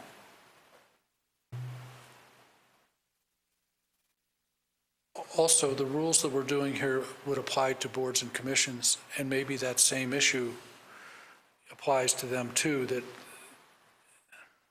we don't want to create a system that doesn't stimulate the discussion. So I hear what you're saying, because I don't know, it's so much our problem, Debbie. I think we're pretty good about communicating, but I see having it not clear in here might affect a board or commission where they might feel silenced. Gee, I can only do it here and I can only do it there. And I think flexibility matters in this, although there should be a procedure. I think on that thought, I think discussion, even amongst the members before a motion is made, because the motion may not be the motion that is presented to us. So I think it is good to have a discussion, the possibility of having a discussion, because we may come up with a totally different motion than what was presented to us. So Well, I Bill, think just opening up for discussion without asking for a motion creates that. Because we tend to ask for a motion to discuss, and we don't need to. We need a motion to vote. I can see both sides of that, but let's go around and see if there's some other ideas on that, because we can do that, next week. If we agree, Yeah, it's if we agree as a just kind of council here neat. that we're comfortable with discussion prior to an actual motion by council, an orderly discussion, not hogging the dais or trying to, overwhelm anything. It's a good orderly discussion. We can do that next week if we're all content with that. I know I did it once, and someone came back to me with some feedback saying, you really should have done that after the motion because you were hogging the dais, kind of thing. So we just need to agree with that as a concept. It's not in any of this. It's just, I think it's an issue. I'm seeing people agree. Doug's looking at me skeptically. I don't know. But it says right here in the parliamentary rules that discussion can occur before a motion. It's just that we've kind of gotten into a habit of focusing our discussion on somebody's motion. Somebody needs to make a motion, yeah. Yeah. Okay, I hear you. So we'll work on that as a group. Well, I think that if you get items that are very complex at all, and the first time you see them is at a regular public hearing, or a regular meeting, then you're kind of straitjacketed by the format of the regular meeting, because regular meetings are really decision-making animals. I think if there's an item that's going to be controversial or it's complex, that it should go through a study session before it appears at a regular meeting. And then by the time it gets to the regular meeting, most of the discussion items have probably already been discussed in a format like this that's more conducive to discussing. And then when you get to the regular meeting, it usually is motions, because you're making a motion to approve, or you're making a motion to amend one particular aspect of it, which is sort of exactly what we're doing here. So we discussed all these items. It's going to come back to us, I'm assuming, at a regular meeting. At a regular meeting, people may be unhappy with a sentence or two, and they will move to amend that. Most of the discussion that's happened around it is taking place here. So I think part of the issue is not going what I'll call through the right sequence of how the items get to a regular public or regular meeting. And if they're complex or they're controversial, then I think it ought to go through a study session first. Then it hits the meeting, and then you probably don't need to do as much discussion, because then it's decision time. You're either going to go for it or not go for it, or you're going to change it.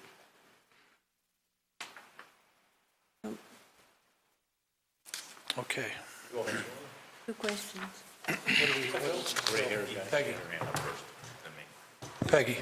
So, I mean, if a zoning issue comes to us, it doesn't come first from a study session usually. It comes right to us. So there are questions that we may want to be discussing before an actual motion is made. I mean, it seems to me. I mean, I hear what Doug's saying, that often that's the case, but it isn't certainly always the case. So it's just that maybe because we so often have the other kind, we fall into the habit of not discussing when we have the opportunity before we make a motion. So we just have to kind of remind ourselves of that. Okay. I passed by item Roman numeral 6, which was changes or additions, and it just had the floor council issue. Anyone? I had a comment on 5 before we leave it. Okay. Which is that we know what our options are when something comes before us. If it's legislative, we have a full slate of tabling, rescheduling, denying, approving in that. When something comes before us quasi-judicially, it's limited somewhat in that sometimes I think we maybe could be reminded of we're limited to the evidence that's being presented to us. And sometimes we don't necessarily have that reminder out there in front of us. And I don't know where to put it in the middle of some of this, and maybe there's a place to put it, but it's when we get to the quasi-judicial kind of a reminder that we're operating under not our legislative rules, but we're actually operating as somewhat under quasi-judicial. The public hearing component may be very similar, but the action and the considerations are somewhat different. Can I ask for some clarification? So is that something that you'd like us to put together a draft for conclusion in here, or is that something that we're thinking about maybe in the staff report, that we include just a paragraph as a reminder this is a quasi-judicial? I'm not saying it necessarily goes in here, but it's one of those things that when it comes before us, because it's timely. It's a very good idea to put in the staff report before the issue comes up. Just a comment, this is a quasi-judicial matter, or not? Yeah. We got it. There's a procedure, yeah. Okay. I'm ready to go to council goals and objectives. And what I wanted to do, as I said, You want to do a time check? yeah, we're getting 7:30. close here. How are you feeling about continuing on? Here's what I was hoping that we might do, and it's going to eat up a lot of time. I was hoping we might go around and just get a sense of where you're at with goals and objectives. Then I was going to follow that with, let's just adopt the visions first, and then try to fill in the objectives once we know we have a comprehensive set of visions, rather than starting at 1 and going to 7. And let's do it this way. It's a little bit more hierarchical and pyramid type thing. Are you okay with continuing on for at least another 35 minutes to 9 o'clock? Good. You all okay with that? I don't know if we'll get done, but just continue on? Okay. Okay, so I would like to go around the room and just state kind of where we think we're going. We have and I'll start so you get a sense of what I'm coming up with, and if you pass those around. I believe that our goal for the next 2 years is to create the groundwork for the next 10 or 20 years. I see us at a turning point, and it has to do with everything that's Littleton. It has to do with our housing, our aging housing stock, our need to work on our infrastructure, repair roads, sewers, et cetera, find the ways to create the Littleton that is in very, very, very good shape for the next 10 or 20 years, but that we have a time and an opportunity now to do it. And so I think I can incorporate it within the current council goals that we have, but I feel very much a forward-looking orientation. Let's go, Jerry. Where's this from? Just a summary of I'm sorry, I was reading your, Just give me an idea of kind of where you think you're going with these. You know, what's your feel for, on the goals and the. yeah, on the goals and objectives? Yeah, you know, they don't change a whole lot. And even as I went by, I read all the ones that you had sent to us, and thank you very much, that's good. For the most part, we're all saying the same thing, from community to community. They're just very general statements, you know, that kind of stuff. I would like to be specific on a few things, but for the most part, the goals and objectives we have are just very generic, and you can look at them and do different things with them. Okay. Bill? I think development is a big issue on the table, and we just got finished a campaign season. The most common statement I heard was people want to maintain the feel of Littleton, the small-town atmosphere. It's really difficult to do with all the development pressure, and I think we need to have conversations about what that looks like and how we do it. There's a general acknowledgement with the river, with our downtown, our neighborhoods and all, that we really have a special place and we're well-positioned for the future, but I mean, there's some axioms. Change happens. Change builds layers of history that are really good and really help build a community's standing over the long term and give a lot of impetus to our quality of life. But we need to have a conversation about what we want to be, what we want to look like, how that comes about, and how we preserve the special character during that whole conversation. So what it means is that we need to really define the balance of development that's best for us, what that looks like, where you put certain types of developments, what character they have to have, and how they fit into the community. A lot of that includes design, because the national development community, as I said during council comments a few weeks ago, is finding that the more they comply with community design desires, the better their developments do. Marriott has changed their whole philosophy of prototypical design based on community design guidelines. And we need to make sure that we have that communication with them. So there are a couple things we can do. One, I'd really like to see is have a conversation about folding our design guidelines into our ordinances so that we don't have situations where significant developments come in that violate community design feel when we already have those guidelines in place, but they're not binding. And we need to have that conversation. We need to develop our boards and commissions, as we talked earlier, so that they're part of this conversation.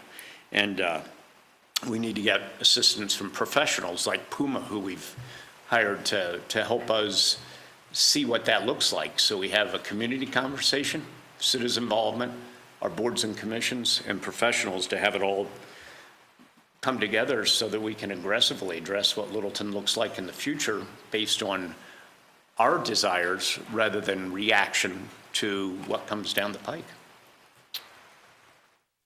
Debbie?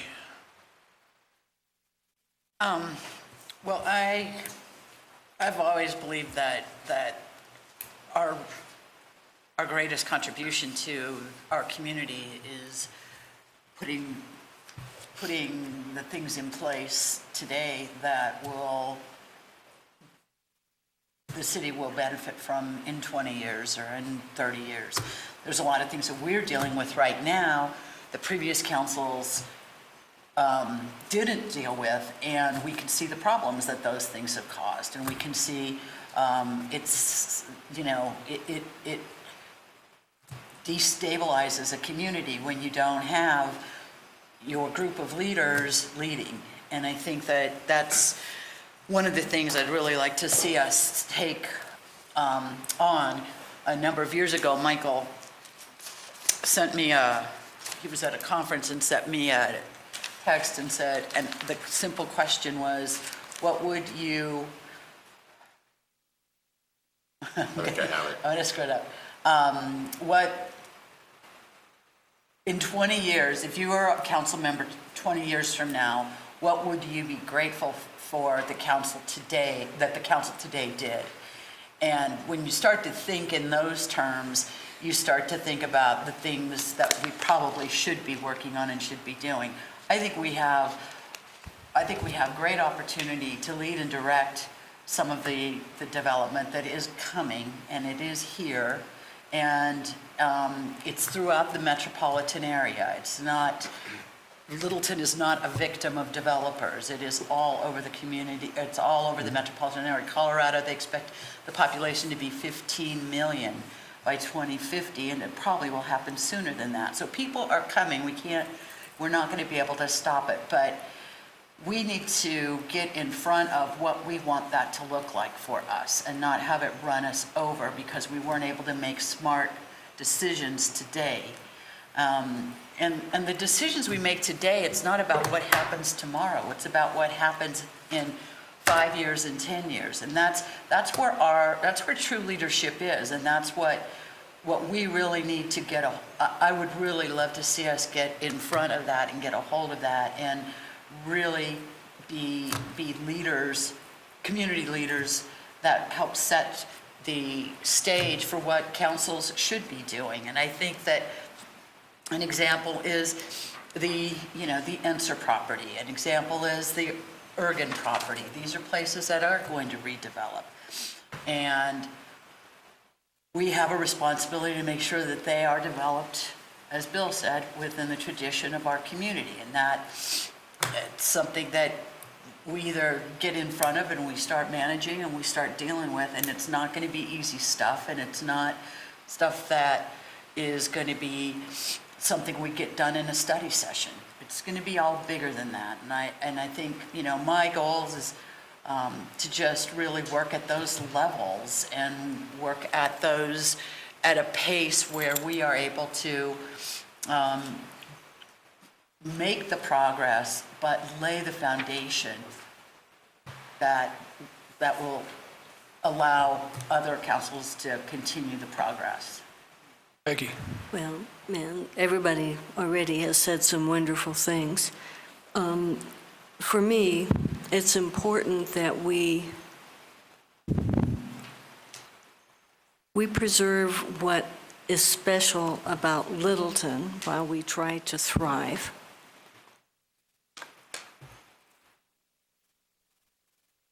We're a part of a region, and different areas of the region have different things to offer.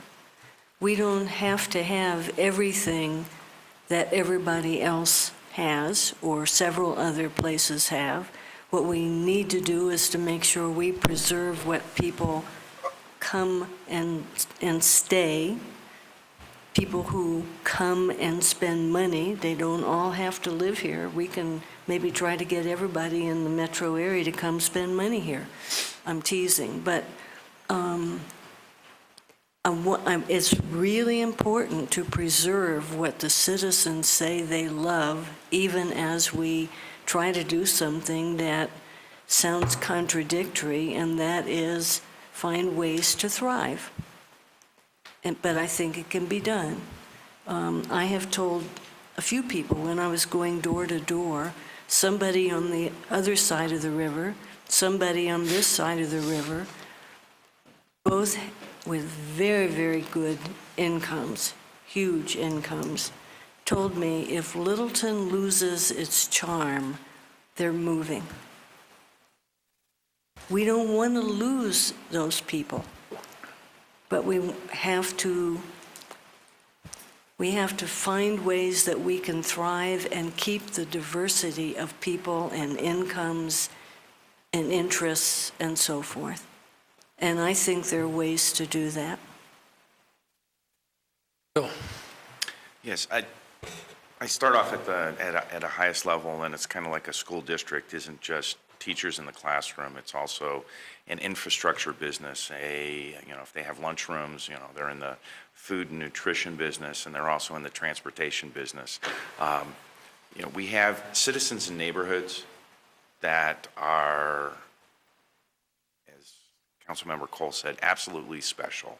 And that's a key component to our charm, as well as certain sections of the city that are very, very special, whether it's downtown or other areas. I talk about the museum, or I think about the museum and library complex that we have that are special to people. We also have another audience, which is businesses, trying to make it easy to be here, to be located here, to have business, to do what they need to be doing with regard their rebuilding or reinvestment, as well as how do we be attractive both to families and businesses, and having that. And we also have an employee group, for council, for which we have some responsibility. And to the extent that in a perfect world there's no surprises, it's trying to engage with all of them and be at a position where we're engaged in all fronts with those. Certainly with regard our quality of life, it's taking a look at all of those constituent levels and saying we want it to be safe, we want it to be healthy, we want it to be vibrant in what we do, and to recognize we have responsibility with regard the taxes that we're entrusted to, that we do have that fiscal responsibility, but in taking a look at the longer run, it's also putting ourselves on a path towards resiliency. So getting to Councilmember Brinkman's point of, what's something that we do now is making sure that we don't screw up that platform that we've been building towards, but move to that. We're going to have some challenges across both residential and commercial, and we have a wonderful set of parks, trails, and open space for which there's a master plan in its works, and want to see that we work on all of those fronts. Getting down to probably a little more of the nitty-gritty is taking a look at codes, ordinances, and zoning, and making sure that we go through those and we have not just what we can do to preserve the charm, but also what can we do to deal with what Councilmember Hopping mentioned with regard change happens, and how do we get to the point where we're responsible and yet are providing the flexibility that is needed on those fronts. And then not only do we need to engage with citizens, but as we've talked about earlier this evening, also engaging with our volunteer group, with the boards and commissions, to make sure that it's a satisfying piece for them. And a measure, at least, is do we get good people coming back? And over the last few years, we've been able to be more selective in our placement for folks. And I think that we want to continue down that path and engage those folks. And to the extent we can provide some development opportunities for them in whatever area of expertise they're operating in, that would be important. But then more broadly, how do we engage all of our citizens, recognizing we have at least I do, I think we have a community that has a whole lot of volunteering going on. And how do we build on that? That's a general. Okay. Doug? What's the question? Just take a few moments to, as we're doing goals and objectives, put kind of how your stamp would be on what we want to do, because we'll be getting to these in a moment, and I'm hearing some real items of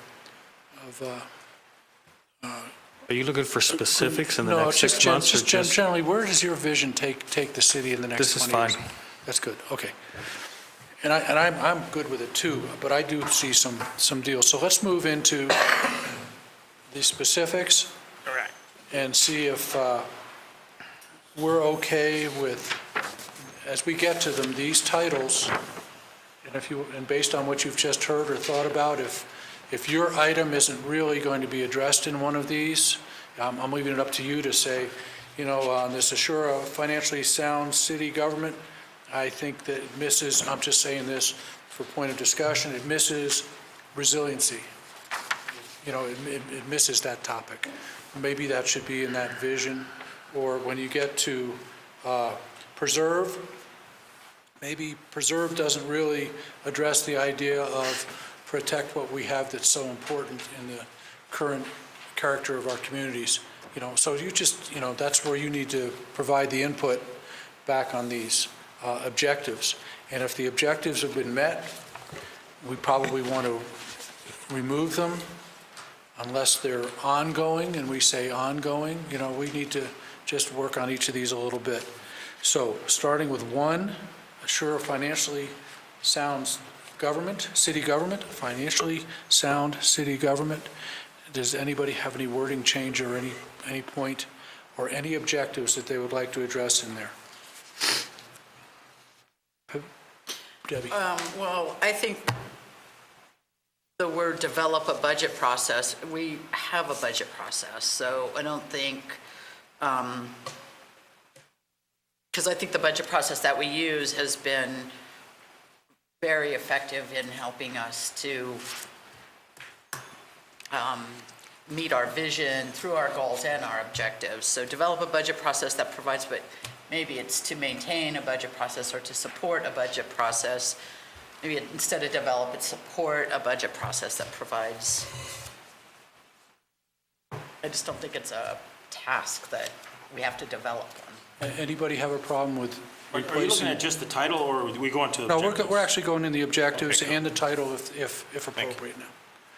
We're dealing with all of number 1. So anybody have a problem with taking the action verb develop and changing it to support? Well, if we implement, Already there. Continue a budget process. if we think it's a good one, then continue to implement. Seriously. I'm sorry, Peggy, I couldn't hear. Continue to implement if we think what we've got is good. Continue? Phil? But what I was going to do is throw out a thought. I don't have the exact words because I'll probably turn to the city manager and say, how do we take some of our benchmarking and performance measures to help us set priorities where we may need to deal with some of our resource allocation, whether it be personnel or dollars, so that we have a budget process that actually integrates the community-developed prioritization, some of the performance measures that we're using in benchmarking, and integrate those into some of our budget process. And I'm looking for words, but you're nodding your head, so I think you. Because I'm not coming up with any words, I'm thinking of the mayor's desire to take the magnitude of aggregate,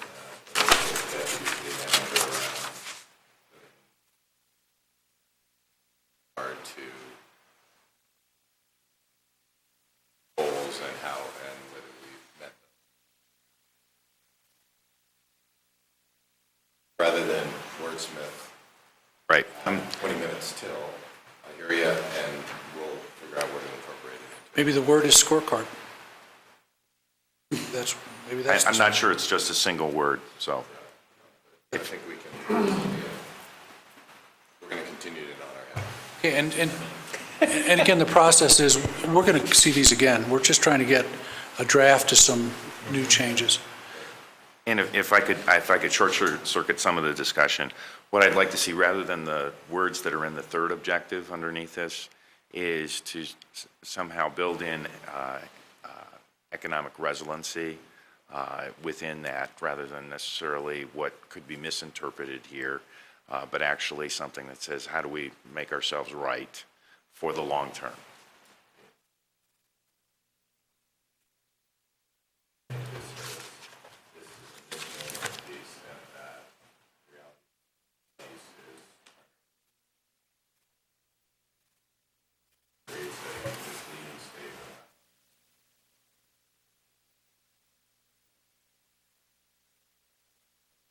Anybody in disagreement with that? Not at all. Okay. I think Okay, our intent there was we were kind of trying to focus on grants. Yeah, no, I. Yeah, I know. The global statement just makes Yeah. it sound like. What about something like, beware of and expand our economic viability while preserving our quality of life? You know, something that's amorphous, but kind of says we need to expand economic opportunity. We always have to be on the outlook for that. That's part of the way you live your personal life. But we want to, you combine it with quality of life. That's what was the heart behind the historic district downtown, was the economic viability. And it's had a great byproduct of quality of life. if you were to take the develop or deliver innovative, cost-efficient municipal services statement and add to it, which enhance our quality of life, would that be a place to put it? Or are you seeing it Well, something different? I think number five. Because 5 is the preserve quality of life, yeah. Number 5 is pursue a balanced and sustainable local economy. It kind of seems to Okay. goes there Okay. better. maybe, yeah, okay. Okay. I'm fine with that. Anybody want to add anything in 1? Again, we're putting this into a draft so you can see it. Break number 3. Well, the one thing, and maybe it's implied, but I don't think so. I want us to attract people, more people from outside the city to spend money in the city. They don't all have to live here. We already have downtown some places that attract quite a few people. But the That's more kind of that, under number 4. pardon? Under number 4.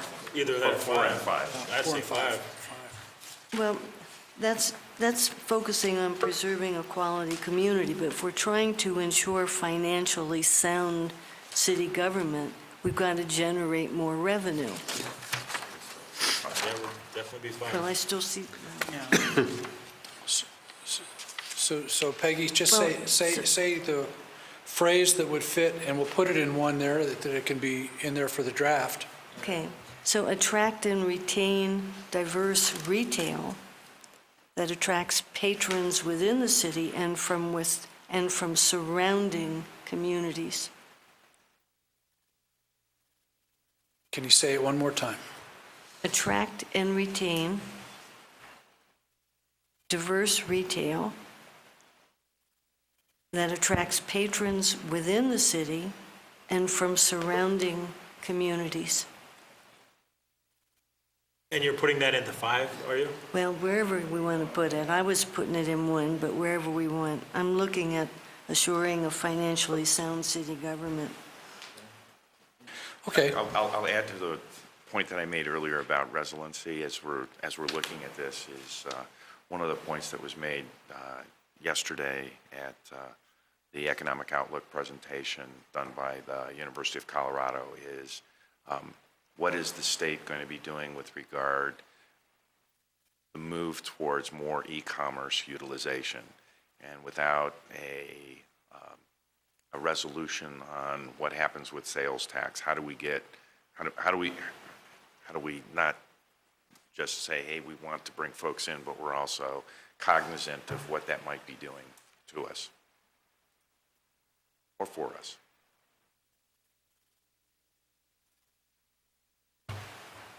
okay, number 2. Provide a safe community to live, work, and play. 7 objectives there, 8 objectives if you go on to the next page. Again, are there any that we would eliminate because they're so entrenched now, they're no longer part of an objective, they're part of how we do business? And are there any action verbs that you'd like to change on those? So, and the objective about providing code enforcement, I'd like to increase it. I raised the issue, Michael agreed at council meeting, about increasing it. So increase code enforcement to maintain the safety and improve the quality of neighborhoods. Because if we don't keep those neighborhoods in high quality with code enforcement, we're going to slide. Can I offer a friendly amendment to that? Sure. which is rather than looking at the enforcement on the backside, what we really want is code compliance. And if we have ways to get ahead of the curve, I think that's a better environment. It doesn't preclude enforcement on the backside, but trying to move it to the front end. And what does that mean? As in moving it to the front? Well, you're looking for compliance, meaning that they don't ever get to the point where they're out of compliance, where you have education. Encourage code compliance. Right. Yeah. Through, whatever To education. maintain or- a safety. Well, if we need the other, I want us for sure to do it. Right, And- I'm not going to take the other off the table, Yeah, but I'd okay. rather, if we have the opportunity to gain compliance on the front end, we're better off. Got it?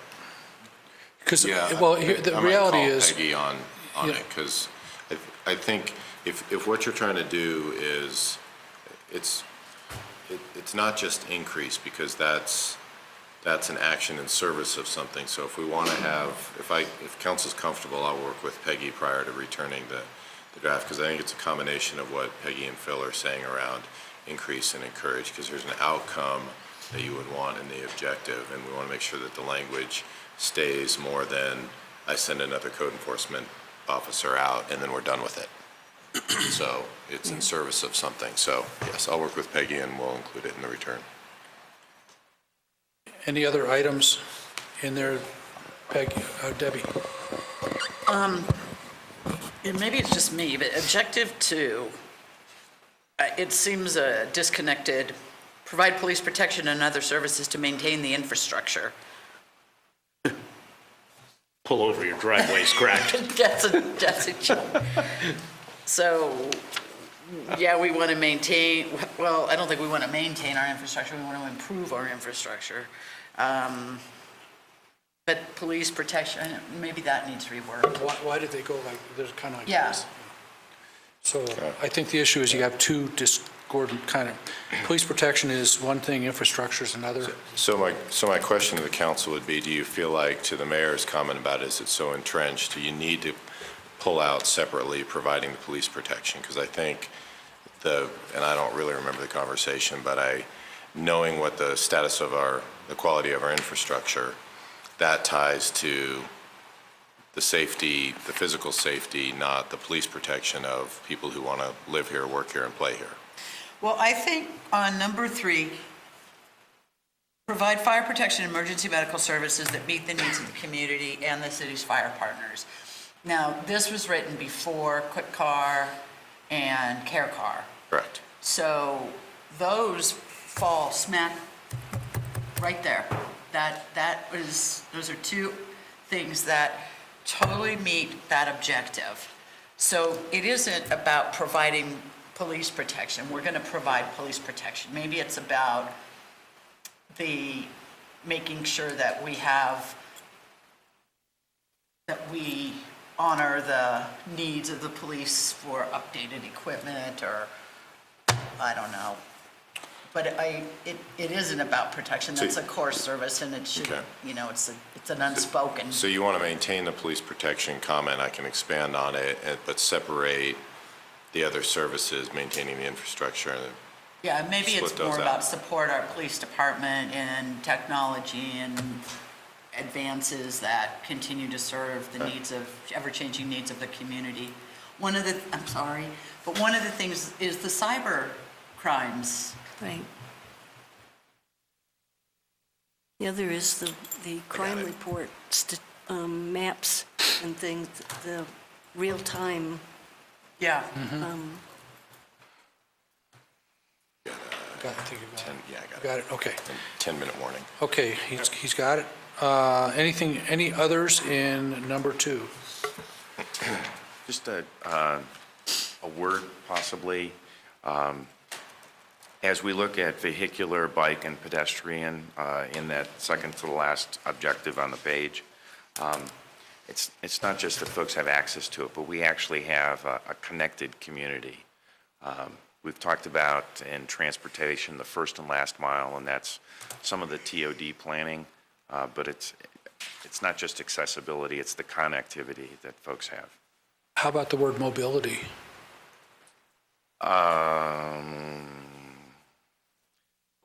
all of them are mobility issues. What we're looking for, and that's part of the master plan, is how do we connect the ability for folks to, for example, ride a bike and take the light rail. And I think what you said about connectivity, ensuring connectivity, because that is something that we can do, and that part of that relates back to public transportation too. Connectivity. Because we have some work to do with the connectivity with our rail stations, and, we're pretty good at connecting walking and biking trails, but And if we wanted to put the word transit in there, which transit is, would probably be a good addition. Where are you looking, Deb? second to the last objective on that page, ensure vehicular, bike, pedestrian, and transit safety, and improve connectivity. Mine are on a, show me which one. Okay, any others on that So, item? so pause a second. So if we're doing the public infrastructure, right? I know it's very specific, Michael, but help me with this, how to approach this. We have on Ridge Road, for example, some sidewalk, then no sidewalk, sometimes on one side, sometimes on another. Is it appropriate for us to target certain areas of the city that need like a completed pedestrian